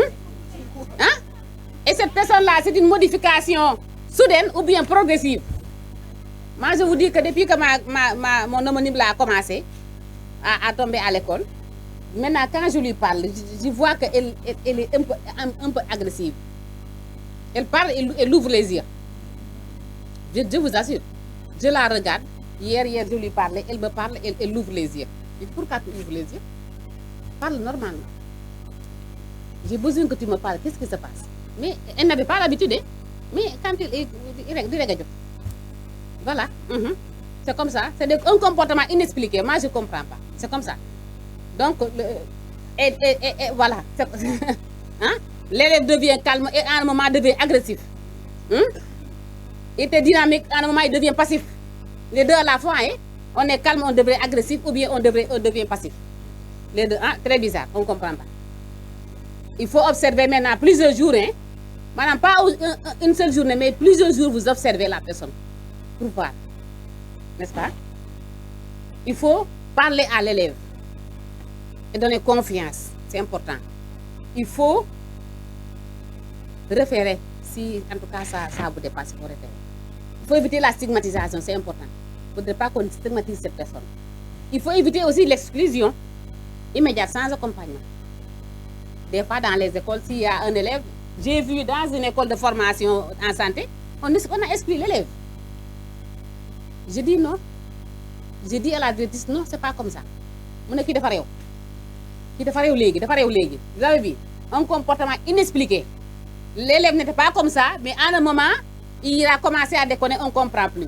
Quand on lui dit, il dit que moi, de toute façon, mon père c'est un marabout, même si moi je n'étudie pas, j'aurai ma certification. Et c'est comme ça il a réussi, hein, il a laissé les autres là-bas. Même si je dis non, je dis aux autres, il ne faudrait pas le suivre. Je dis à la directrice, bye comme toi. Mais je dis aux autres, il ne faudrait pas le suivre.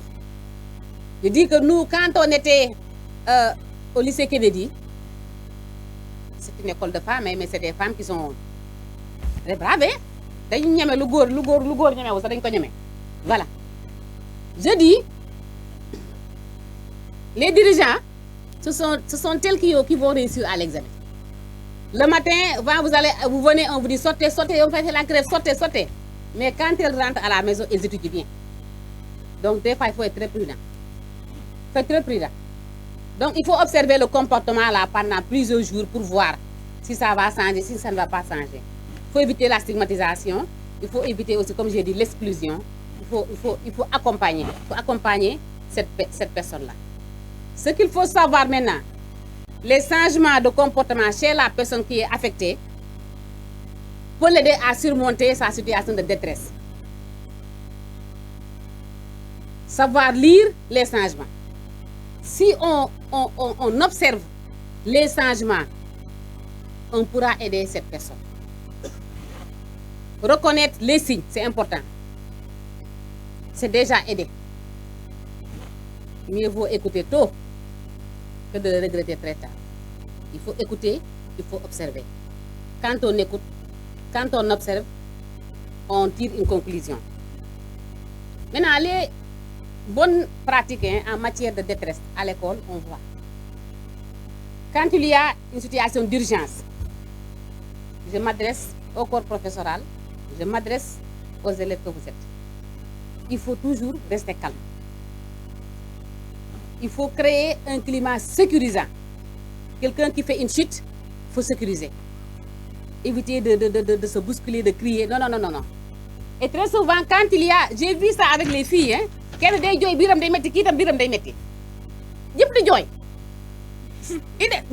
vu ça dans un collège. Une fille qui avait mal au ventre qui criait. Les autres ont commencé à crier. J'ai dit, mais qu'est-ce qui se passe? Personne ne peut m'expliquer. Je ne sais même pas comment on l'a fait. Donc, il faut laisser calme. Il faut créer un climat sécurisant. Il faut observer attentivement le comportement. Essayer de voir l'évolution, l'intensité, la durée de ce qui. Éloigner l'élève concerné de la source de stress. Quand il y a quelqu'un qui est stressé, il faut l'enlever ici et la manière pour éviter cet effet, comment on appelle, l'effet boomerang. Pour éviter l'effet boomerang. Je vois pleurer, je pleure. Loy joy, elle a pleuré, je pleure. Donc, il faut isoler. Il faut parler doucement, il faut poser des questions ouvertes, sans juger. Il faut essayer aussi de trouver une assistance, si c'est important. En cas de danger immédiat, s'il y a un danger immédiat qui est là, il ne faudrait pas laisser la personne affectée seule. Il faut alerter les secours. Je pense que c'est ce que vous faites. Il faut que la direction, si c'est dans la classe, il faut informer la direction, il faut informer la famille. Il faut protéger l'élève affecté, essayer de retirer tout ce qui est objet, qui peut en tout cas nuire, tout ce qui est objet tranchant. Et ce qu'il faut faire, c'est vraiment d'encourager. La personne est en détresse, mais il faut l'encourager, n'est-ce pas? À s'exprimer par écrit, sa personne ne peut pas écrire, n'est-ce pas? Par des gestes, oui, c'est important. Il faut aussi documenter ses observations. Chaque fois, il faut noter. Parce que c'est des choses qu'on aura besoin après, comment on fait ça, pendant le conseil. On a besoin des fois de ces données pour voir quelle est la décision qu'il faut prendre, n'est-ce pas? Il faut référer l'élève, en tout cas, si ça demande une référence vers l'attitude de santé. Quand il y a une détresse mentale, n'est-ce pas, les camarades ont un rôle à jouer, je l'ai dit tantôt. Aussi bien la famille, mais aussi d'abord à commencer ici par les camarades. Les camarades doivent jouer un rôle crucial, n'est-ce pas, dans la détection et le soutien de leurs pairs en situation de détresse dans l'école. Il faut être attentif au changement de la personne. Vous êtes toujours avec la personne, il faudra toujours être attentif à ses comportements. Ça peut aider. Il faut des fois proposer son aide. Je me rappelle quand on était à l'université, il y avait, à l'université, je vous dis, une collègue qui avait son papa qui était parti au Gabon. Avant, le Sénégal, les gens partaient au Gabon. Il est parti là-bas, il est resté des années, il n'est pas revenu. Elle était là-bas à Sébikotane. Sa sœur a arrêté les études, elle est partie à Dakar pour travailler comme étant bonne. Ils ont loué une maison à Colobane avec d'autres filles et elle travaille. Ce qu'elle gagne à la fin du mois, elle donne à sa sœur et elle donne à sa maman. Quand sa sœur a eu le bac, elle est venue à l'université. Maintenant, avant que les bourses ne sortent, même pour acheter le ticket pour le resto, elle ne parvenait pas. Maintenant, qu'est-ce qu'on faisait? Au lieu que moi, je vais avec mon ticket, toi, tu vas avec ton ticket, et toi, tu vas avec ton ticket, on prend 2 tickets. Aujourd'hui, on prend 2 tickets, on amène le repas dans la chambre, on mange. Et personne ne savait. On mange, demain aussi, on fait pareil. Et c'est comme ça qu'on l'a géré jusqu'à ce qu'elle reçoive sa bourse. Donc, c'est important, les amis, les collègues, n'est-ce pas, leur rôle, ils jouent un rôle très important. L'entraide. Proposer son aide. Tant qu'on peut le proposer en groupe ou de manière individuelle, qu'on le propose. Écoutez, sans porter de jugement. Vous ne devez pas juger. Il faudra signaler, n'est-ce pas, la situation à une personne pouvant adopter le soutien. Le soutien on peut avoir le soutien ici, mais aussi on peut aussi l'avoir ailleurs, n'est-ce pas? Il faut accompagner, n'est-ce pas, vers les adultes. Quand vous gérez entre jeunes, ça ne passe pas. Il faut en tout cas essayer de chercher donc au niveau des adultes quelqu'un qui peut en tout cas aider. Ce qu'il faut éviter maintenant, c'est de diffuser la rumeur ou se moquer. Qui des bails à mon dara. Ni c'est vrai que amuñu dara. Cas, vous l'avez dit tantôt. J'ai entendu cas. N'est-ce pas? C'est comme ça, les cas. Il faut éviter ça, il faut éviter cela. Il faut éviter de partager les confidences. Arrêtez les cas. Il faut arrêter les cas. Les cas, c'est des confidences. Ah, j'ai entendu. J'ai entendu sans fondement. J'ai entendu. Alors que des fois, même ce que vous avez entendu, c'est pas ça. Donc, il faut éviter. Éviter de partager les confidences sans autorisation. Je vous ai fait une confidence. Vous êtes ma copine. Je vous ai fait une confidence. Mais vous aussi, vous avez une copine. Elle aussi, elle a une copine. Finalement, tout le monde va entendre. Voilà. N'est-ce pas? C'est important. Il faut aussi aider. Si la personne a des propos, par exemple, suicidaires, n'est-ce pas? Il faut en tout cas ignorer, voilà, informer qui de droit. C'est important. Toujours le rôle de l'encadrement, maintenant. Là, c'était les élèves. L'encadrement, le surveillant, les conseillers, n'est-ce pas? Voilà. Il faut recevoir en tout cas les signalisations des enseignants ou des élèves. Parce que si c'est dans une classe, les élèves peuvent signaler à l'encadrement ou bien l'enseignant peut signaler. Il faut analyser la situation avec objectivité et confidentialité. Même si c'est dans le corps professoral, il faut qu'il y ait la confidentialité, n'est-ce pas? Il faut faciliter la communication avec la famille. C'est important. Il faut coordonner l'intervention. Voilà, savoir est-ce qu'il faut orienter vers une structure de santé spécialisée, vers le service social. Voilà. Il faut essayer de suivre l'évolution sur le plan scolaire. Est-ce que ça avance? Est-ce que, parce qu'on l'a dit et vous l'avez dit, la santé mentale influence forcément les performances scolaires, n'est-ce pas? Et avec les enseignants, on a ce qu'on appelle, il y a des outils de suivi. Il y a des outils, je ne sais pas si vous l'avez, des outils de suivi de l'évolution de l'élève sur le plan scolaire et comportemental. Si ça n'existe pas, c'est important de l'avoir. Des outils pour essayer de suivre les élèves, n'est-ce pas? Il y a ce qu'on appelle aussi les fiches de signalisation anonymes. Il y en a. Les fiches de référence santé mentale dans l'établissement. Parce que c'est des choses que les gens négligent un peu ou bien ne savent même pas que ça existe. Mais il faut en tout cas aller vers cette recherche-là. Et ce qu'il faut retenir comme message clé, on dit qu'il faut accompagner sans jugement la personne qui a des troubles mentaux ou bien, n'est-ce pas, ou bien qui fait un acte d'humanisme. Il faut en tout cas accompagner sans jugement. Il faut lutter contre les tabous et la stigmatisation liés à la santé mentale pour une prise en charge précoce, n'est-ce pas?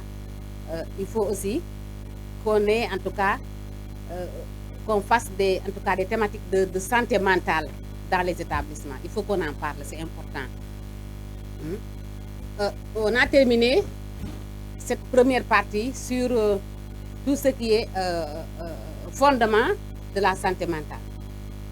Et j'avais augmenté une thématique sur les substances psychoaffectives, mais si en tout cas vous jugez qu'on peut aller vers l'impact des réseaux sociaux, on y va. Et peut-être que ce thème sur les substances, on aura à le faire une autre fois, je ne sais pas. Donc, merci beaucoup. Maintenant, pour les réseaux, c'est bon? Ok. Donc, ce qu'il faut comprendre pour les réseaux sociaux ont en tout cas un impact fondamental sur la santé des adolescents, des adolescents et des jeunes. On sait que c'est des plateformes qui offrent des espaces d'expression, d'accès à l'information, mais leurs utilisations intensives ou inadéquates peuvent vous exposer à des risques psychologiques réels. On a parlé tantôt, quelqu'un l'a dit, la distorsion de soi, distorsion de l'estime de soi, faible estime de soi, n'est-ce pas? Le phénomène qu'on appelle FOMO, je ne sais pas si vous l'avez entendu, la peur de rater quelque chose. Et quand vous commencez à suivre, vous ne pouvez plus rater. Chaque fois, vous dites, c'est bon, rater de bas. La détresse liée à l'exclusion, n'est-ce pas? Et l'hypervigilance et l'anxiété. Donc, tout le temps, quand on ressent en tout cas l'obligation d'être connecté, il faut que je me connecte, il faut que je me connecte. N'est-ce pas? C'est comme si c'est une force qui est là, qui nous tire, qui nous dit il faut aller, il faut le faire. Et quand on le fait, très souvent, on ne peut pas apprendre ces leçons. Le cyberharcèlement, vous l'avez dit, n'est-ce pas? La perturbation des rythmes biologiques, on l'a dit. On se connecte la nuit, on ne dort pas bien, et on est exposé à la lumière bleue de l'écran. La nuit, si on ne veut pas que les gens sachent qu'on est connecté, on peut se coucher, jël sunu mbaaj di muuru nekk ci biir. C'est ça, n'est-ce pas? Vous le faites, hein? Très souvent, hein? N'est-ce pas? Sommeil écourté, on écoute le sommeil parce qu'il faudra qu'on regarde, n'est-ce pas? La vulnérabilité, n'est-ce pas? Du stress et la dépression. Parce que voilà, on est là, on est collé, n'est-ce pas? Voilà. Ok. Donc, ce qu'il faut retenir, la santé mentale est un élément fondamental de la réussite scolaire et du développement des jeunes. Si vous avez une bonne santé mentale, la réussite va suivre. Mais aussi, si vous avez des problèmes mentaux, une bonne prise en charge de ces problèmes psychologiques va vous permettre d'améliorer les apprentissages, les relations au niveau social, va améliorer donc votre bien-être général. Et ce qu'il faut retenir aussi, l'école, la famille, la société doivent travailler ensemble pour construire un environnement sain et protecteur. L'école à seule ne peut pas faire. Donc, il faudra qu'on allie ces trois niveaux pour qu'on ait une bonne santé mentale pour nos jeunes, pour nos enfants. L'école, la maison, mais aussi l'environnement social, l'environnement politique, l'environnement structurel, c'est important. Et sur ces mots de conclusion, voilà, que je vais terminer. Vraiment vous dire que je suis ravie d'être là aujourd'hui avec vous. Le temps ne nous permet pas, mais peut-être qu'on aura d'autres occasions, Inch'Allah Rabbi, pour encore beaucoup développer, en tout cas, les aspects qui sont liés donc à la santé mentale. Et je vous remercie de votre aimable attention.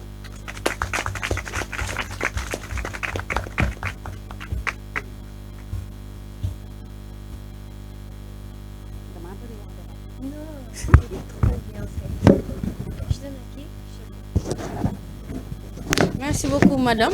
Juste peut-être avant de donner la parole aux autres, revenir sur le référencement dont elle avait parlé. Madame, vous avez parlé des travailleurs sociaux, mais le KOSP intervient dans les établissements. On n'a pas assez d'effectifs pour être dans les établissements en permanence. Mais les élèves qui sont là, ils doivent avoir l'information que le KOSP se trouve ici, à la route qui mène vers Mame Cheikh Mbaye. Et les psychologues conseillers sont là pour vous accompagner, que ce soit sur le plan scolaire, que ce soit sur le plan professionnel, mais également que ce soit sur le plan psychosocial. Donc j'aimerais revenir sur cet aspect parce que j'avais brossé cela lors de la présentation en disant que les psychologues conseillers, ils travaillent au niveau du KOSP. Et le KOSP est un service public. Si quelqu'un a des problèmes de concentration, de mémorisation ou tout autre lié à sa propre performance ou bien à son rendement scolaire, les bureaux sont ouverts. Il y a des collègues qui sont là-bas, disponibles et disposés à vous accompagner. Donc je voudrais juste rajouter cela. Et en attendant aussi, si vous avez des questions par rapport aux différentes exposés. Merci beaucoup. Comme ça. C'est bon, le temps bas.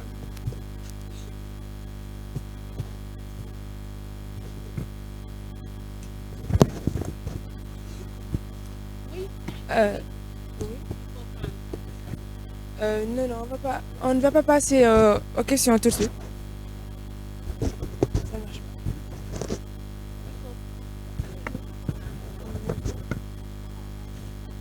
pas. Non, le micro.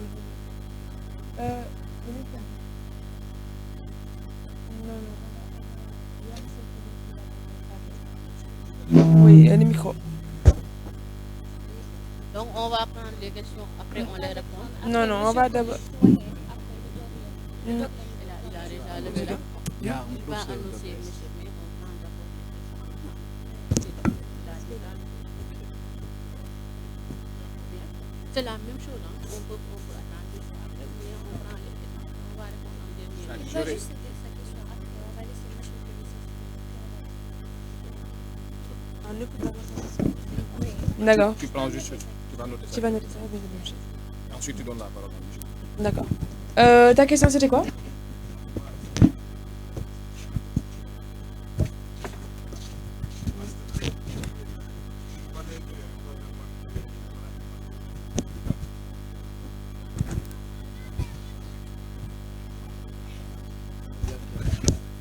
Bah, vous parlez des maladies mentaux et tout. Je voulais juste vous préciser que c'est un phénomène qui est très fréquent de nos jours parce qu'on ne vit plus en famille. À l'époque, les gens vivaient en famille et il y avait toujours une tante à côté qui était là pour conseiller les jeunes et tout. Mais maintenant, on veut prendre une vie qui n'est pas nôtre, la vie des Blancs, alors qu'eux, ils ont des psychologues et tout. Alors que nous, ici, on n'a pas beaucoup de psychologues. On avait nos tantes qui parlaient avec nous et qui nous donnaient toujours des conseils.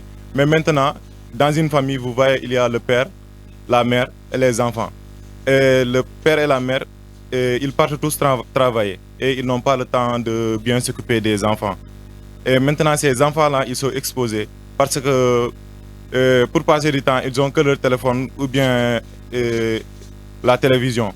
Et alors que les téléphones, des fois, ils nous donnent des sites, on a accès à des sites qui sont vraiment nuisibles. Des sites, il y a beaucoup de sites qui peuvent nuire à notre éducation, notre santé et tout. Vraiment, en ce moment-là, il y a beaucoup de jeunes qui souffrent de cela, même surtout les filles. Surtout les filles, parce que les filles, eux, il y avait leur tante qui parlait avec eux, surtout quand elles voient leurs règles. Elles s'approchaient de quelqu'un parce qu'il y a même des filles qui ne parlent pas beaucoup avec leur mère, qui ne parlent pas beaucoup avec leurs parents aussi. Mais si elles ont leur tante à côté, elles pouvaient discuter avec eux, ce qui pourrait les aider et faire beaucoup de choses. Mais comme qu'elles n'ont pas beaucoup d'accès, elles ne parlent pas avec leurs parents. Et des fois, elles ont peur. Et il y a des problèmes. Elles ont peur d'en discuter avec les gens. Et ils n'ont pas quelqu'un aussi avec qui discuter. Ça suscite beaucoup de problèmes et de troubles aussi. C'est ce que je vous ai précisé. Ok, je vous en prie.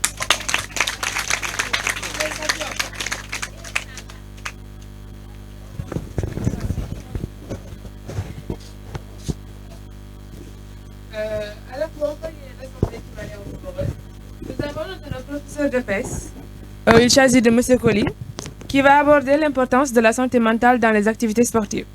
Après son passage, nous avons un artiste et un slammer qui nous ont fait l'honneur de leur présence pour faire une prestation sur la santé mentale.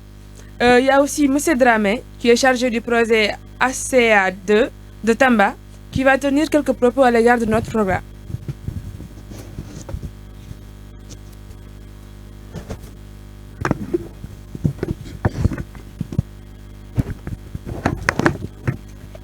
Bonsoir.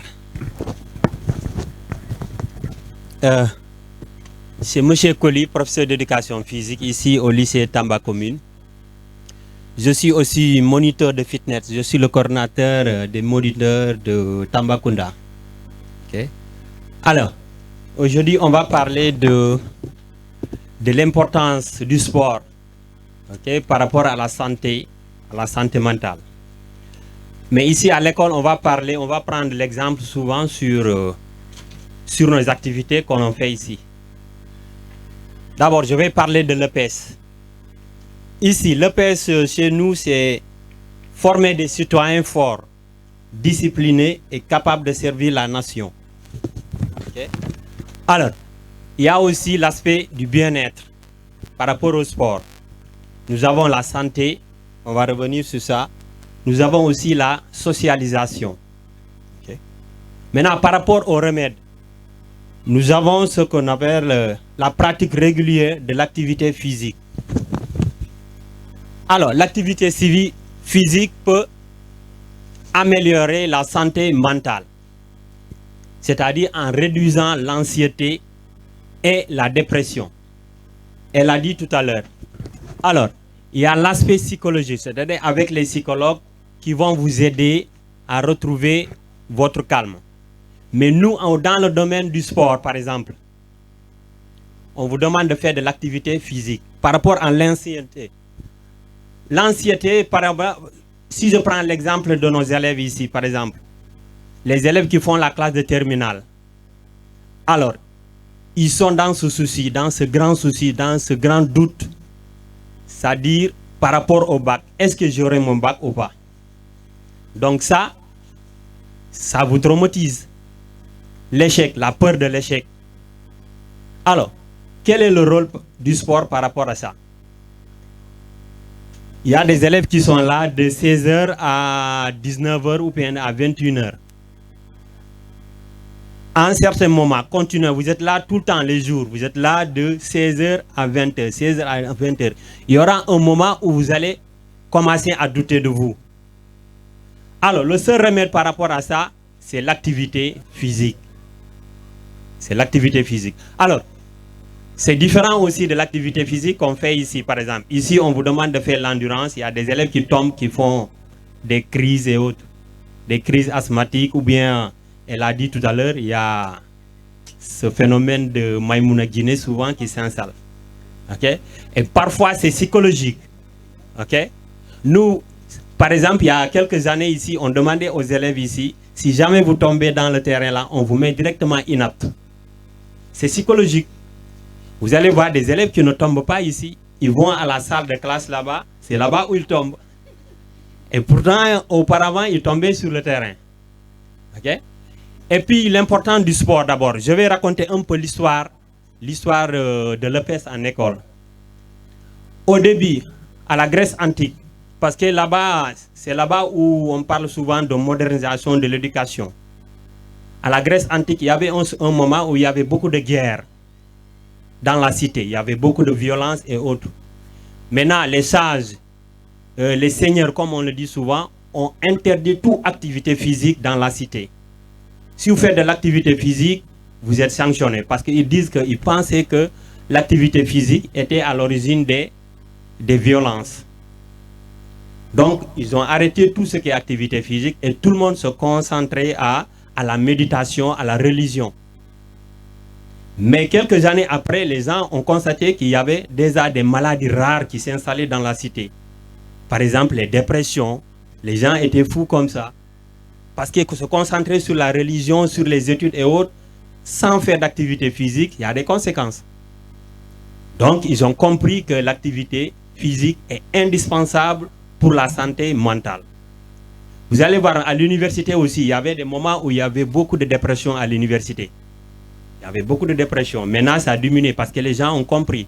À l'approche des examens, à l'université, on organise des concerts, des activités en tout cas qui peuvent divertir les gens. Pour au moins se libérer un peu l'esprit. Donc, on organisait des concerts à l'université pendant 1 à 2 semaines.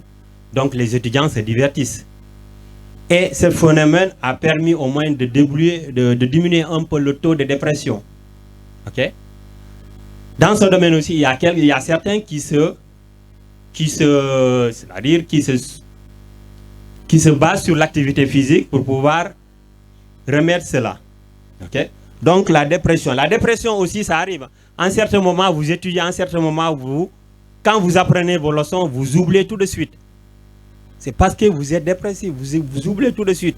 J'apprends une date, par exemple. Le lendemain, j'essaie de mémoriser Histoire Géo, par exemple.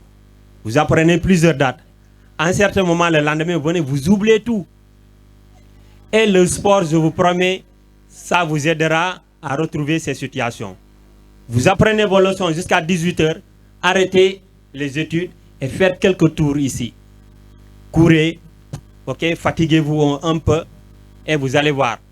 Vous retournez à la maison, vous vous lavez, vous allez vous sentir très bien et vous aurez un sommeil qui est extraordinaire. Donc l'activité physique peut vous aider à retrouver c'est ce qu'on a parlé ici de l'impact de l'activité. Oui, il y a sur la capacité de réflexion aussi. L'activité physique vous aide aussi à avoir la mémoire complètement jeune. Parce que si vous faites de l'activité, vous revenez avec une mémoire qui est complètement nettoyée des soucis. Okay? Nous, par exemple, nous, moniteurs de fitness aussi, on fait du fitness ici avec les collègues. Mais vous allez voir, avec ce fitness, il y a la musique, avec les mouvements. Parfois, on ne sent même pas la fatigue. La fatigue, on la sent après. Donc, c'est très important de faire de l'activité. Donc, ça encourage aussi l'interaction sociale. À travers le sport, vous allez voir, vous êtes dans la même classe. Souvent, vous ne vous connaissez pas. Mais pendant les interclasses, par exemple, on vous met dans une même équipe. Vous êtes obligé de vous associer, d'être collectif pour pouvoir gagner. Et là, en ce moment-là, que vous voyez la capacité de chacun de vous. Okay? En classe, souvent, vous êtes timide, chacun est dans son coin. Mais vous êtes obligé de vous faire la passe, de vous communiquer pour pouvoir gagner. Okay? Ça, c'est le pouvoir du sport qui va vous aider à faire cela. Donc, la socialisation. C'est important, elle l'a dit tout à l'heure. Okay? Ça bosse aussi la confiance. Par exemple, si vous faites de l'activité physique, il y a cette confiance qui vous anime. Okay? Donc, c'est important. Alors, on va parler aussi, on peut parler un peu de la science. Okay? Alors, quand vous faites de l'activité, il y a le taux d'endorphine qui est élevé. Alors, on parle souvent de l'hormone de bonheur. Quand vous faites de l'activité physique, vous avez la joie, parce que cette joie-là est liée du fait que quand vous faites de l'effort, il y a des hormones qui dégagent en vous. C'est ce qu'on appelle les hormones de bonheur. Maintenant, c'est différent. C'est différent, par exemple, quand on vous demande de faire le triple saut. Là, c'est un texte. Hein? C'est un texte, c'est un devoir. Là, c'est un peu stimulant. C'est différent quand je vous donne le ballon, je vous dis jouez. Prenez votre temps, jouez comme ça, librement. Et les gens prennent du plaisir en jouant. La preuve est que souvent, on fait cours jusqu'à 10 h, il fait chaud, je vous libère. Mais vous allez voir des élèves qui vont venir au bureau pour nous demander des ballons pour jouer. Et pourtant, quand on faisait le cours là, ils disaient qu'il faisait chaud. Maintenant, si c'est pour se divertir, ils sont capables de jouer jusqu'à 13 h hein, et ils ne sentent même pas la chaleur là. Donc, ça c'est le sport qui a ce pouvoir. Toujours dans ce domaine, il y a les hormones. Hein. Il y a l'adrénaline, la dopamine, il y a ce qu'on appelle la noradrénaline, le cortisol. Ça procure la sensation du bien-être. Voilà. Alors, par rapport à ça, on parle le sport est le régulateur, ok, de notre ancienneté. Je l'ai dit tout à l'heure. Ok? Il vous donne aussi l'appétit. Quand vous faites du sport, vous avez l'appétit. Ok? Vous mangez bien. Ok? Et c'est important. Ça régule. C'est un régulateur aussi du sommeil. Parce que tout ce qu'on fait, elle a dit tout à l'heure, le sommeil est réparateur de tout. Vous avez certaines troubles. C'est pourquoi les élèves qui tombent là souvent, si vous allez à l'hôpital, qu'est-ce qu'on vous donne souvent? Qu'est-ce qu'on vous donne pour que vous vous calmez? On vous donne des médicaments à boire. Et là, vous allez dormir presque 8 heures de temps. Et le sport peut remplacer cela. Le sport peut vous aider à avoir un sommeil profond. Ok? Au réveil, vous êtes bien. Ok? Ça, c'est le pouvoir du sport. Il n'y a pas un médicament meilleur pour la santé mentale que le sport. Il n'y en a pas. Ça, les médecins même l'ont dit. Donc, je vais terminer en vous disant que le sport est un cadeau pour notre corps. Merci beaucoup de votre attention. Un esprit sain dans un corps sain. Ouais. Ils ont écrit ici un esprit sain dans un corps. Ça veut tout dire. Hein? Allez, merci madame.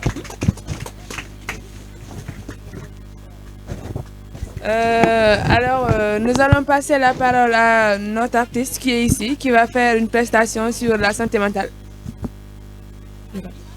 C'est qui? Ah, voilà. C'est même pas ça.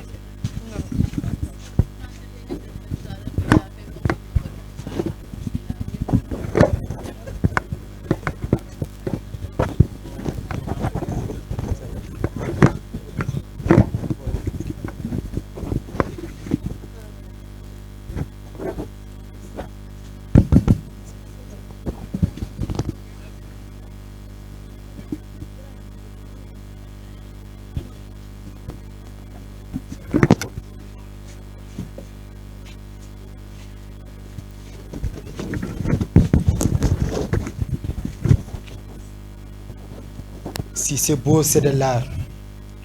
Que la flamme du islam s'enflamme et que les textes déclament ce que réclament nos âmes. Quand je vous dis assalamu alaikum, répondez-moi wa alaikum salam. Salam alaikum. Salam alaikum. Aujourd'hui, je prête ma voix à ceux qui souffrent en silence. Parce que la santé mentale, ce n'est pas la folie. C'est l'état d'une âme qui cherche simplement la paix. Dans ma tête, il y a du bruit, des mots qui s'entrechoquent, des silences qui crient. Et pourtant, dehors tout aller semble bien. Santé do ay fen ay fo wala ay fente. Kon fa nga farlu fardu ngir mun ko xex. Ils disent que le monde va mal, mais le monde c'est nous, c'est pas normal. Le maladie que cette maladie est mal. Dépression, feebar la du feebaru xel. On parle de santé, mais rarement celle qu'on ne voit pas, celle qui se casse derrière les souris forcés, derrière le silence lourd, derrière le savoir, qui veut dire je me noie. La santé mentale, ce n'est pas une faiblesse, c'est une bataille quotidienne, une douleur invisible qu'on ne soigne pas avec un pansement. Ils disent hey, sois fort, mais être fort c'est oser parler. Être fort c'est demander de l'aide. Ce n'est pas une honte, c'est une victoire complète. Combien de jeunes sourient pendant que tout s'effondre? Combien de regards brillaient pour mieux se fondre? Alors il est temps de briser les murs du tabou. Il est temps de dire ce que murmure en bas, car la santé mentale, c'est la vie. La santé mentale, c'est notre vie. Alors prenons soin de son esprit, car c'est protéger notre vie. Car c'est protéger notre vie. Salam alaikum. Merci beaucoup, le grand slogan. Il y a un autre artiste. Dis-le. Je me lève, d'accord. Pas de problème.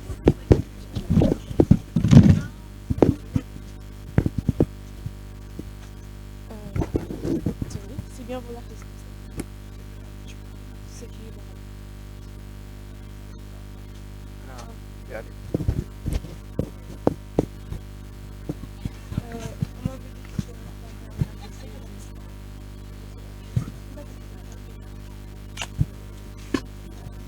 non, on va dire.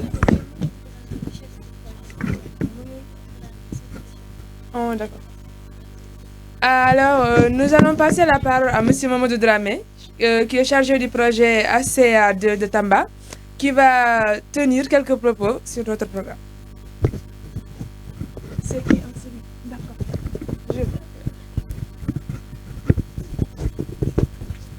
Merci beaucoup. Alors, salam alaikum. Donc, bonsoir à tout le monde. Je voudrais d'emblée féliciter et remercier le club de santé mentale. En tout cas, à sa tête, les profs encadreurs. Recevez nos salutations les plus cordiales.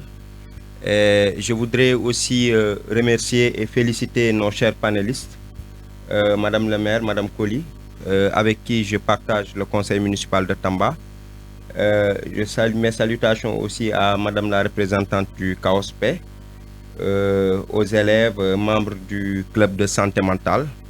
Je voudrais aussi notifier la présence du chef d'antenne du réseau PopDev de Tamba, M. Sambou Soumano, qui est là ici présent. Donc, saluer l'assistance, en tout cas vous transmettre nos sincères félicitations au nom du projet ACA2 que je coordonne au niveau de Tambacounda. Donc, c'est un projet, comme vous le savez, qui met l'accent sur la santé mentale, qui a longtemps été traité en parents pauvres. Et actuellement, nous savons que c'est une thématique qui est extrêmement importante, en ce sens que ça entraîne d'énormes conséquences, aussi bien au milieu communautaire qu'en milieu scolaire. Et aujourd'hui, Dieu fait que nous sommes en train de se rendre compte de cela, à telle enseigne que de tels panels sont en train d'être organisés, des panels, des journées de sensibilisation allant dans ce sens. Et je pense qu'un travail colossal déjà a été abattu par le club de santé mentale pour, en tout cas, pousser les élèves à s'intéresser davantage au club de santé mentale. Et je pense que c'est l'occasion aussi de féliciter encore une fois les profs encadreurs pour ce travail-là.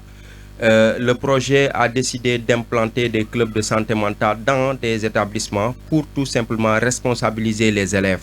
Parce que nous pensons que tout ce qui se fait sans vous se fait contre vous et naturellement vous ne pouvez pas donc y participer. Je pense qu'aujourd'hui, puisque vous êtes les principaux acteurs de cette thématique, la santé mentale, parce que étant concernés, donc nous pensons que vous devez être les acteurs qui doivent sensibiliser vos pairs. Nous pensons que ce club doit être un tremplin pour vous, pour pouvoir sensibiliser vos pairs, vos camarades, sur l'importance de la santé mentale. Et c'est cela qu'on a constaté. En tout cas, vous êtes en train de faire un excellent travail. Donc, c'est 10 clubs qui ont été installés donc, dans la commune de Tamba. Le lycée Tamba Commune en fait partie, Gourel en fait partie, TSA en fait partie, Moriba Diakité en fait partie, Abattoir en fait partie, le lycée technique en fait partie. Il y a aussi d'autres collèges, donc au total c'est 10 collèges et aussi 10 quartiers communautaires qui sont concernés.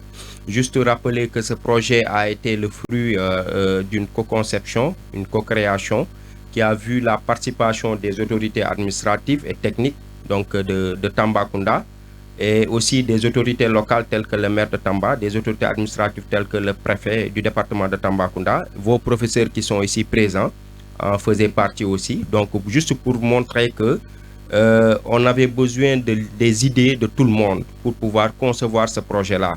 Et après la conception du projet, nous avons soumis ce projet-là aux bailleurs qui se trouve être la fondation Botnar, qui ont bien voulu financer ce projet dans 6 pays. Et parmi ces 6 pays, il y a 2 pays d'Afrique qui sont concernés, il y a le Ghana et le Sénégal. Et ici au Sénégal, il y a 2 communes qui sont concernées, c'est la commune de Tambacounda et la commune de Kolda. Donc pour les 6 autres pays, il y a le Ghana, comme je l'ai tantôt dit, il y a le Vietnam, la Colombie, l'Équateur aussi en fait partie. Juste pour dire que c'est les jeunes qui sont mis en avant dans ce projet-là, c'est les jeunes qui organisent des activités, c'est les jeunes qui font la conception des activités, qui pensent tout. Donc prochainement, peut-être aujourd'hui, on a vu des panélistes qui ont, en tout cas, qui ont été à la hauteur, et ça aurait été bien que ce qu'ils ont dit soit capitalisé par vous, les élèves, pour que la prochaine fois, qu'on voit des élèves panélistes aussi, pourquoi pas. Donc qu'on voit des élèves modératrices et modérateurs, déjà je salue l'initiative. Donc juste pour dire qu'en un mot, pour ne pas monopoliser la parole, nous sommes très fiers. Nous sommes très, en tout cas, satisfaits du travail qui a été abattu par aussi bien les encadreurs que les élèves. Merci.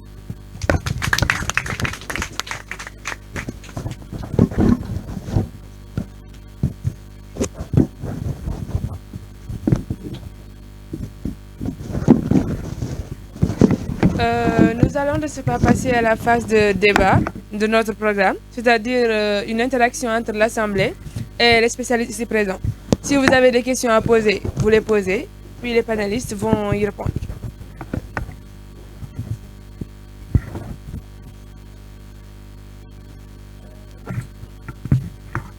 La parole.